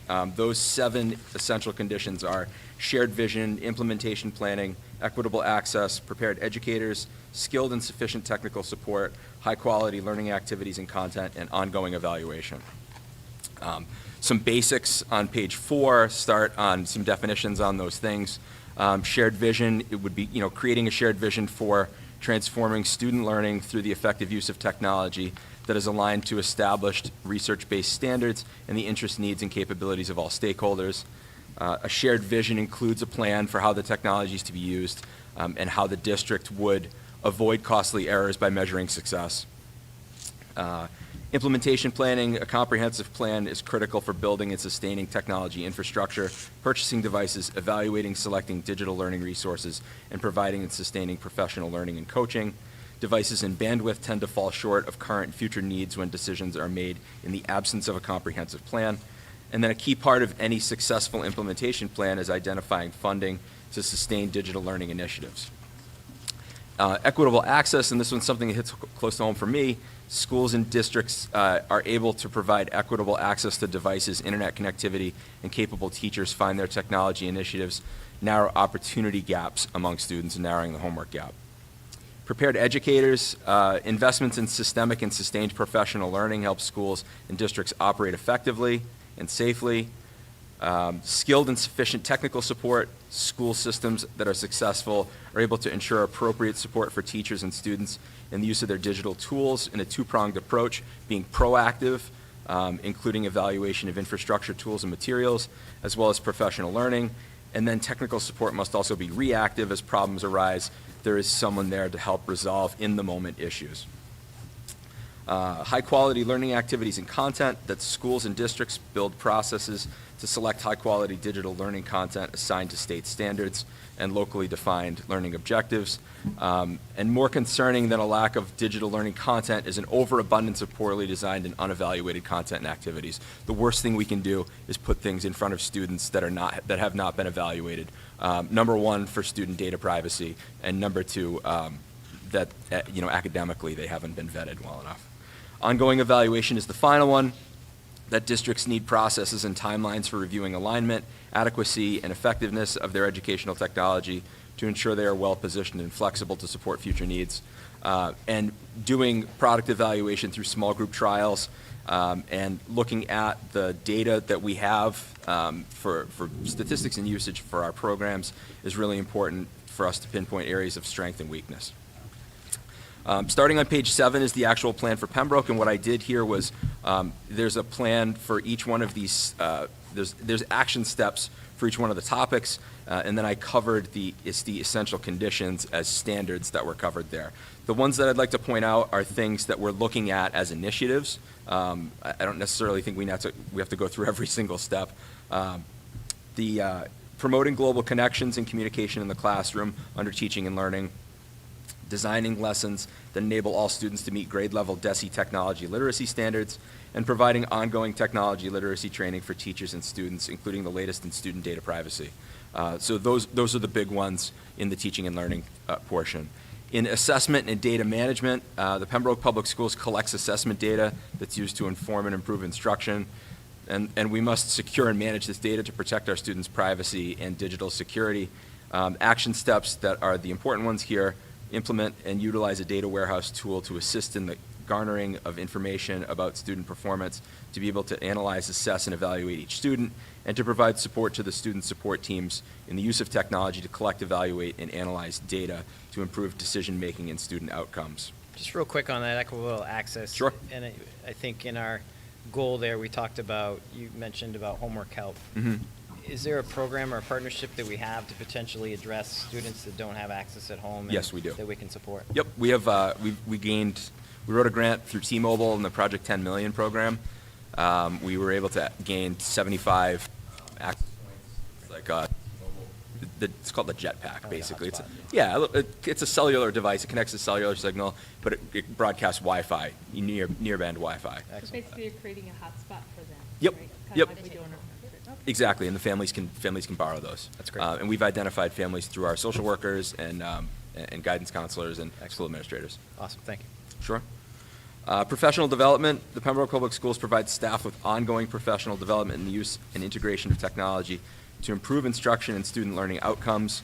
The big ones that I want to draw your attention to here would be to have technology open houses and parent technology workshops, and develop incentives to increase and promote parent participation, to grow and maintain a student help desk, which you'll hear about in a little bit, to become a high school level course. Students who staff the help desk will provide teachers and other students in the help in resolving technical issues, as well as provide training and tutorials on technology tools. That would take some of the work off of our team on that level 1 troubleshooting. And then to create Google certified educator and administrator cohorts for each school for staff to gain additional skills and support each other. For infrastructure and access, the Pembroke Public Schools will provide and maintain an infrastructure that provides equity of access to technology, as well as efficiency in the use of technology for all staff members and students, so that learning can take place anywhere and any time.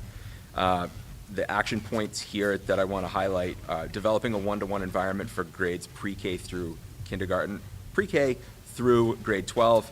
As of right now, our pre-K program doesn't have the one-to-one devices for iPads, so that would be a purchase at some point down the road.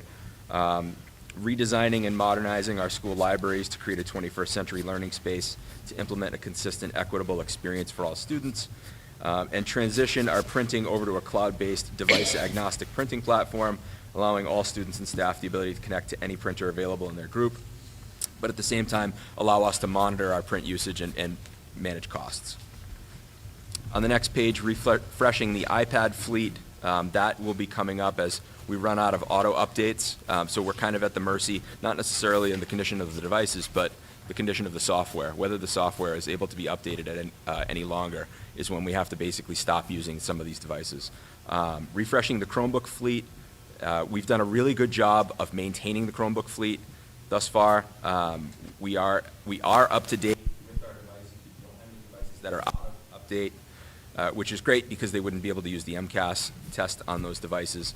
But as we start reaching end of life starting in 2027, we have to really think about how we want to spend that money in an efficient even manner. And then lastly, supporting our staff and students safely with the latest security cameras and emergency alert system applications, things that will keep both our students and staff safe. In support and organization, maintaining a technology department that's appropriately staffed to ensure the technology needs of all staff members and students. The technology department provides technical support to students and staff, and they model sound instructional technology practices and design professional development for administrators, teachers, paraprofessionals, and substitutes. Separately, the technology staff are providing support for parents and students remotely, as well as planned parent academies on topics like student social media use, internet safety, and digital citizenship. Information from the technology department is disseminated via email once a week through our Tech Tip Tuesday, our district website, Twitter, Instagram, and face-to-face events. I'd really like to point out here on the next page, on page 12, the explosion of devices that we've seen. You see the chart there. The smaller towers on that chart are the building total devices in the building. Red is staff, blue is students, 2019-2020, and then the taller tower is 2020 and present. The 2020-2021 school year, 21-22, 22-23, the device numbers are about the same, but it's that jump from 19 to 20 that you can see, especially at the high school. That's been a handful for our team.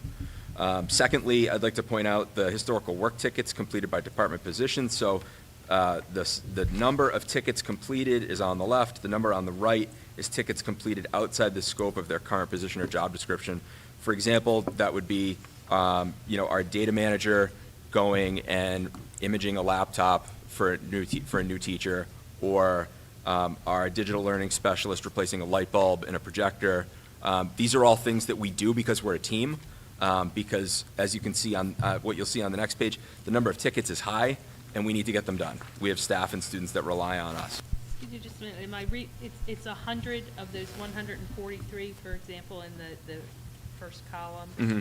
100 were out of the scope of their job of the 143 they did, or they had 100 That's correct. that are outside and 143 that were in? No, 143 total, 100 were outside Okay. of the Thank scope you. of work, I just yeah. wanted to make sure I was reading that correctly. I've learned how to Joel was about to- I've learned how to replace a screen in a Chromebook, and I can do it pretty quickly. Not NASCAR pit level quick, but like pretty quick. Wow. But so has the rest of the team. We've learned a lot in the last couple of years. And you can see the way the tickets are divided up there over the course of the last 3 school years from right to left. Basically what we're asking for in this action part would be a technology advisory group for the district to regularly meet and review goals and best practices and get some more voices. The second would be employing a second digital learning specialist for technology integration. And third, and most importantly here, in my opinion, is the development of another network administrator to better serve our expanding network. We're looking at about 3,500 devices at this point, and we're understaffed. When you look, there's no set staffing numbers at DESE. There's none that are provided by Meta or MassQ. But when you look at just in our DART districts, similar sized school districts, we are on the understaffed side on the technology department. Yeah, I guess that was going to be my question, is just how do we compare? Obviously, we know this is the new norm, and Mhm. we're building the team to get to that Mhm. norm. Mhm. So just curious to see how far away or where we are compared to We're one others. or two positions short, yeah. Similar districts of our size would have another technician, like an assistant network manager / technician, and a learning specialist. And then, of course, to annually review and update the PPS technology plan, because as it was stated, sometimes it's not worth the paper it's printed on, but we're going to push forward through that, and we're going to make it happen. Finally, we are well situated right now as a technology department, as a school district. We've done an incredible job taking advantage of the federal funding that's been available, the state funding that's been available, grants, free money, begging, all of the things that you would want to see. It's happened for us. We've taken advantage of a lot of really great opportunities, and we have no complaints. We would love to get some more help. That would be the ideal situation for us. But in the end, at the end of the day, I think we are doing a very good job serving the students and teachers of the Pembroke Public Schools. Questions from the committee? Wow, thank you. Very thorough. Thank you. So it's a first read. It'll come back to you in January as a second read and for approval. In the interim, we will have one of our focus groups has a technology component to it, so we're planning to do that in early January. So if there's any community and parent stakeholder feedback that we can incorporate, we'll do that as well. Excellent. Thank you. Thanks. Brendan and Gwen, you guys can go. It's really kind of you to say. Thank you. Goodbye. Sorry. Yes, good. By the way, thank you very much. Thank you both. To both of you. Thank you, Gwen, Mark, you for can't go anywhere. all of your, everything you do and putting the trip together. Next under my report is, oh, you have to take a vote, sorry. I was just rushing you. We've taken this. Yes, we do. So do I have a motion to accept the first read of the technology plan? So moved. A Second. motion and a second. Any further discussion? Seeing none, all those in favor? Aye. Any opposed? The ayes have it. Next in your packet, again, consideration for first read is the new course proposals at PHS for the program of studies. So generally, the timeline associated with that is students start selecting courses after February vacation, so we like to have those parents' night early in February, so we want to get the courses to you early on. I'm going to throw it over to Mary Beth and Mark in a second, but just a reminder that we're looking for approval to put these in the program of studies, but things at the high school They run may based not on the necessarily be student questions. interest, right? So if nobody selects some of these courses, we wouldn't be looking to run them going forward. It's all you experience. Great, so you can see there on the summary of the new course proposals, and then there's some documentation to support that in more detail, so you can see what the standards are and sort of what the plan is for summer work. But you can see that 5 of the 9 courses that are listed in that proposals for the program of studies are really to support the continuation of pathways at the high school. We're in the grant pipeline right now for an engineering and biomedical grant, and we're hoping to get some information on that. Mark and I were talking earlier today. We have a meeting with the foundation in January, and then we will know by February 2nd whether or not we are grant recipients for those pathways in order to assist with funding and the startup costs that go with Project Lead the Way, which are, for biomedical, it's consumables, and for the engineering, it's more hardware. So in both cases, they're sort of different needs. The digital arts pathway continues the pathway that we started a couple of years ago. We haven't had students really achieving that honors level class yet, but that honors level class will be in place next year, and it will be taught at both the honors and CP level, but it will be a year-long class, which will be a little bit of a departure for some of the semester level classes that have traditionally been offered in the digital arts pathway. So we made some adjustments to that. Also, you can see, I'm sorry, I skipped over the Microsoft Office certification. We talked about that a little bit at Ed Sub last week, but most of our partners that are looking to work with our students are looking for our students to demonstrate some proficiency, at least with Excel and somewhat with PowerPoint. I think Microsoft Word is something that's pretty easy for most of our students to manage, but those other 2 programs are things that local area businesses would like to see our kids have some proficiency in. Brandon spoke a little bit about the Student Technology Help Desk, which is something that we're very excited about. One of the things that we're learning as we embark on these pathways, on the development of the pathways, is that computer science needs to have 2 prongs. It needs to have an IT component to it as well as a sort of coding and programming component. So we're looking at a number of different options to increase opportunities for students that are interested in more of the IT side of the computer science world, and this would be one step towards getting us to that. There would be lots of job security in that. Yeah, there are a lot of virtual programs opening up as well for IT support, but we have to vet those out a little bit. That seems a little counterintuitive to me, but you know, things are pretty exciting these days in terms of virtual education. So who knows? They might be something that's really valuable. But that's one step towards that goal of, you know, making that pathway a little bit richer for all students, not just students that want to go into a computer science type of major, so that they can have both components.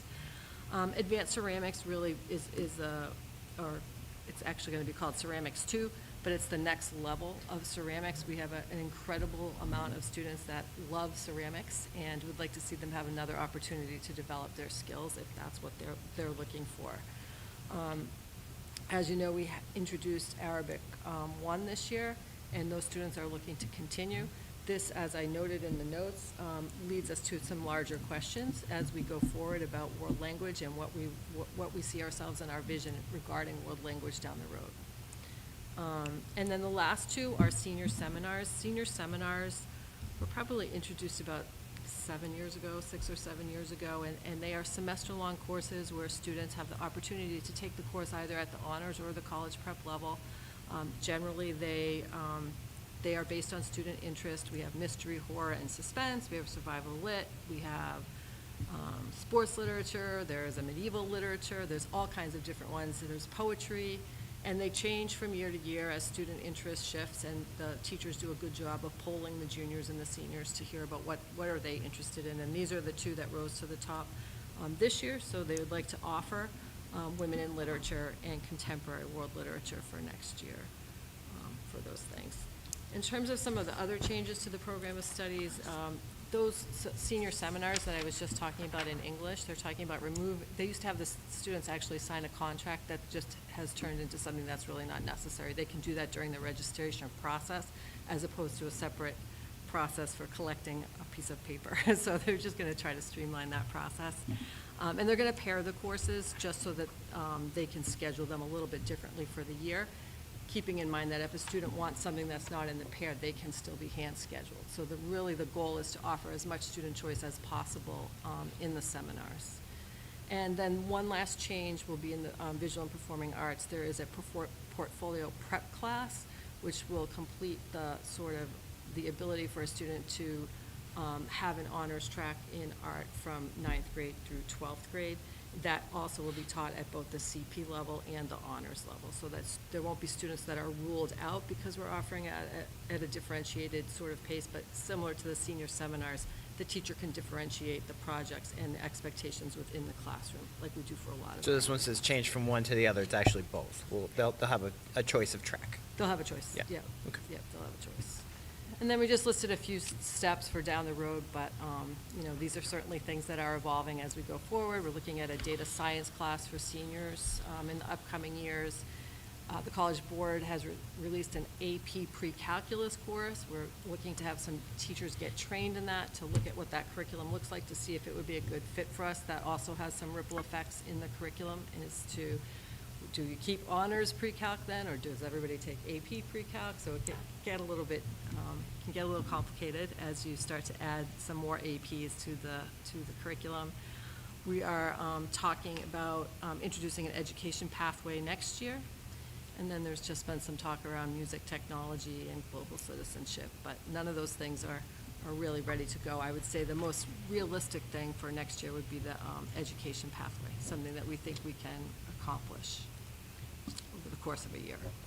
Mary Beth, I'm Yeah. sorry, I was listening, but. That's okay, I did that I quickly. lost a piece of it. So Yeah. these two grants, which constitute a huge chunk of the number that you Yeah. quoted at the bottom, we'll know before February whether we get those? Correct, we'll know February 2nd. Right, and in addition to that, we do have $50,000 that we got at Springtown meeting last year for capital for those programs, so if the grants don't come through, we can also use that for that.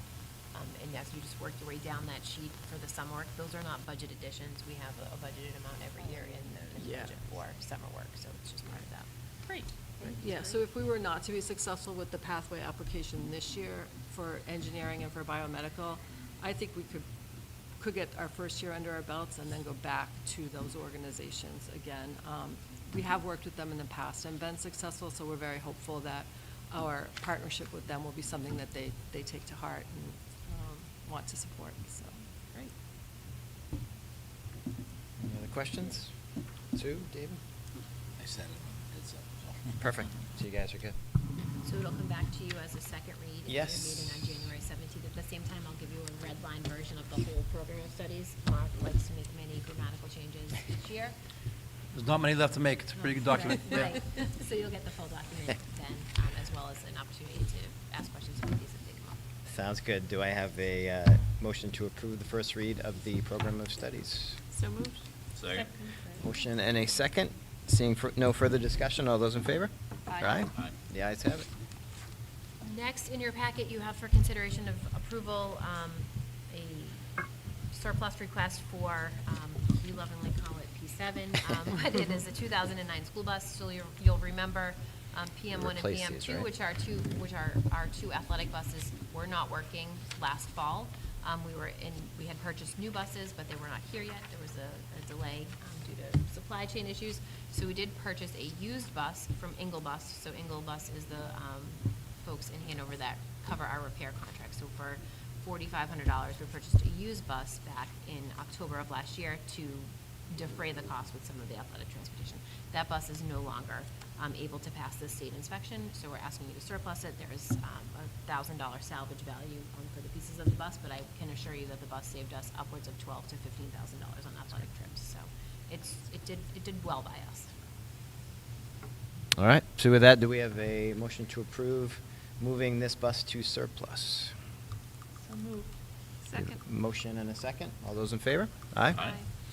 The ayes have it. Thank you. The last thing in your packet, which was the adjustment to the agenda, is for consideration for approval for a foreign exchange student at Pembroke High School. So you all, as a body, are just approving us working with this company, or this agency, Cultural Homestay International. It is not the company listed in your policy, which is why we have to do an approval this way. You're not approving the student's application. You're just approving us working with this corporate company on placement of the student. In years past, we have had some challenges when it has come to placement of exchange students, just based off of their English proficiency level and what our requirements are for servicing them once they arrive here. So they do fall under our ELE population when they arrive here. So we do want to be mindful of when we are accepting students that they're not going to burden the support services that we have in place for our students. Kirsten Schnell, who is our lead teacher in the ELE department, took a look at the students' testing scores and records and has no concerns with her joining Pembroke High School with minimal support whatsoever. So mostly just some interpretation services for written documents if necessary for her parents. So. And she'll be here an entire school year? So she is just 5 months, so she'd be coming January to June. In years past, we've had requests from seniors, which is a little bit more difficult when a student is looking to garner a diploma from Pembroke High School. This is not the case. This is a student that I think She coming in as a translates to a sophomore, or- sophomore here, just for the spring semester. Are we, I'm new to this, are we required to help them find a family to stay with? No, so she already has a host family, which is Okay. an excellent question. Sometimes in the past, when these requests have come to you, you've asked a little bit about the host family. We've found in years past that it is most successful pairing when the student is in a home that has a high school student in it. It isn't necessarily a requirement. In this instance, the family that she'll be staying with does not have any students enrolled in Pembroke Public Schools. But the vetting of the family is really something that happens with the company and not necessarily with us. But Okay, good. Any other thoughts or questions? Obviously, I think from a cultural standpoint, it's great to introduce students into our district that can bring a different culture, thought process, mindset, share that with our students, as well as an opportunity to share Pembroke with the world. So it's always a great opportunity, and like you said, it's got to be the right situation that works for both the student and the district. So I know we'll trust you guys in that process. But with that, today we're voting on approval to accept the Cultural Homestay International Foreign Exchange Student Process, I guess would be the way to put it. Do we have a motion to accept that agency? So moved? Seconded. Motion and a second. Seeing no further discussion, all those in favor? Aye. The ayes have it. Thank you. Anything further before we move on? that's it. There's no questions in the mailbox. No questions? Great. I believe we've set our next meeting for January 17th, which will be dealing with the maintenance of effort budget and a few of these second reads that we talked about. Excellent. I could also add, I've reached out to Representative Cutler, Lenatra, and Senator Moran. I've heard back from Representative Cutler's office. The 15th seems to be the best day. I told him we'll hopefully hear from the other two, but as of now, we're going to look at the 15th if we may. So. Maureen, was that a question of yours? No, if I might just Sure, one moment. absolutely. I know everyone probably wants to get home. Maureen, JC, I was speaking with a mom last night who also is a parent of high school students, Mr. Principal Talbot, and regarding her concern and frustration about the dismissal, traffic, and pedestrian safety. I'm just curious what measures are existing. She seemed to express a lot of concern that safety is of in children crossing out to the other parking lots, just rushing, to get to their car, and crossing that, maybe not looking both ways, and there may have been some close calls that she's witnessed.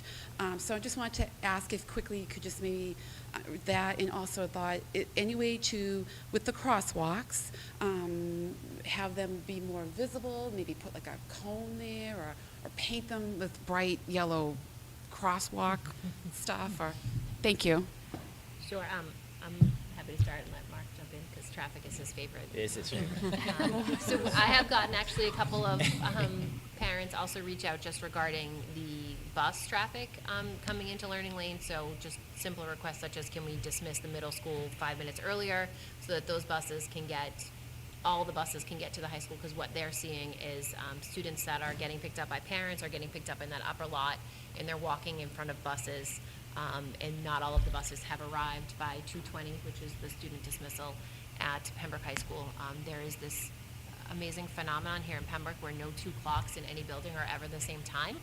So we are working with the middle school about a couple of shifts following winter break so that we can hopefully ease some of that transition. And if the buses are there, allowing the students to board the buses, I think it ends up being 2 minutes earlier, which seems like that'll do the trick. I think as far as the student parking lot, that's more of your thing. Kids running to their cars. The Hunger Games. Yeah, I wish I had a really easy fix to that. It's the manifestation of the one-way in, one-way out campus setup we have here. We have solicited the support or the assistance of Massachusetts Safe Routes to School. That's a program through the state that comes out and serves as a consultant. They actually were out before Thanksgiving, and they observed our drop-off and our pickup traffic patterns and behaviors. And So we had applied for a grant with Safe Routes to School, partnering with the town manager, and it's a planning grant for a change in your traffic flow pattern, right? yeah, and That's the first step. and they would offer other, I suppose, suggestions and even resources to implement those suggestions. That's what I'm hoping, anyways. Unfortunately, we're not going to get their report back probably certainly until after the holiday break. Sometime, she said midwinter, her assessment of that will come. So really, I know that in years past, I have been in the middle of that road directing traffic, and I thoroughly enjoyed it. And I found I was, really good at it. But I like the vest. The time there, right? I can't, particularly after school, I'm not always available 2:20. We do talk to our students about the importance of safety and crossing that street. I'm open to volunteers or parents if they want to come up and help. No, I'm not open to that, apparently, I guess. So I was for a second there, but not anymore. I'm sensing an overpass in our future. Yeah, right, a footbridge, over that, so. But we can look at getting the lines repainted for the crosswalks and potentially some, there's some flashing, the solar light things that go there too. We can look into that and see if there's something we can do. Yeah. And we ask every year about exiting the property through the landfill. That's a larger townwide conversation. I do wish I had a better, more thorough response to that. I don't have one. Sorry. I would say, if I could, Maureen, for one, thank you. And I just mentioned it to Lance, and I know it sounds crazy, I know it's a bigger conversation with the landfill and the whole thing, but if you actually entered through the landfill, turned in the bus doors on the right side, the kids get dropped off, then you go down Learning Lane. Now, getting that to pass through the town, the board, and God knows the street is wide enough for snow removal. Right, for an ambulance. But I think that would almost be a perfect world, but I think it's a solution. I just don't know if it's gonna happen that fast, or it could happen. So I think I've worked here for 13 years now, and that has been on the table for 13 years. There we go. But we continue to push it as an issue, right? I mean, we get a lot of feedback about Learning Lane being an island. Yeah, I'm just not too sure how far I want to drill down right now. I'm guessing not very No. deeply, but even that, is a problematic solution for a variety of reasons, not least of which is, it still makes Hobbarmock the road for both of those egresses, and that's not gonna solve the problem, right? You've got Learning Lane in Hobbarmock, and then that recycling facility is gonna empty out on Hobbarmock. And that's just not gonna cut it. We're going down a rabbit hole. I'm just saying, like, it's an awesome idea, but I just don't think if you look at that in reality, it's gonna help very much, Right, but I think we can share what we get back from Safe Routes to School. The timing of their report will sync up with our budget cycle. If there's things that we are looking to ask for, whether within our own budget or as a capital at town meeting, that'll be great. And if you direct me to go back out there and do traffic, I will do it. I will not. No? Okay, all right. Or we eliminate the junior parking lot, which wouldn't be a good thing either. Yes, not the junior parking lot, the auxiliary, yeah, unofficial place. All right, with that, if there are any other thoughts from the audience, we welcome, but we would like to get everybody home. So with that, I will accept a motion to adjourn. Second. A motion and a second. All those in favor? Aye. Good evening, everyone. Thank you. Thanks, Thanks for everybody. sitting out, Thank you. folks.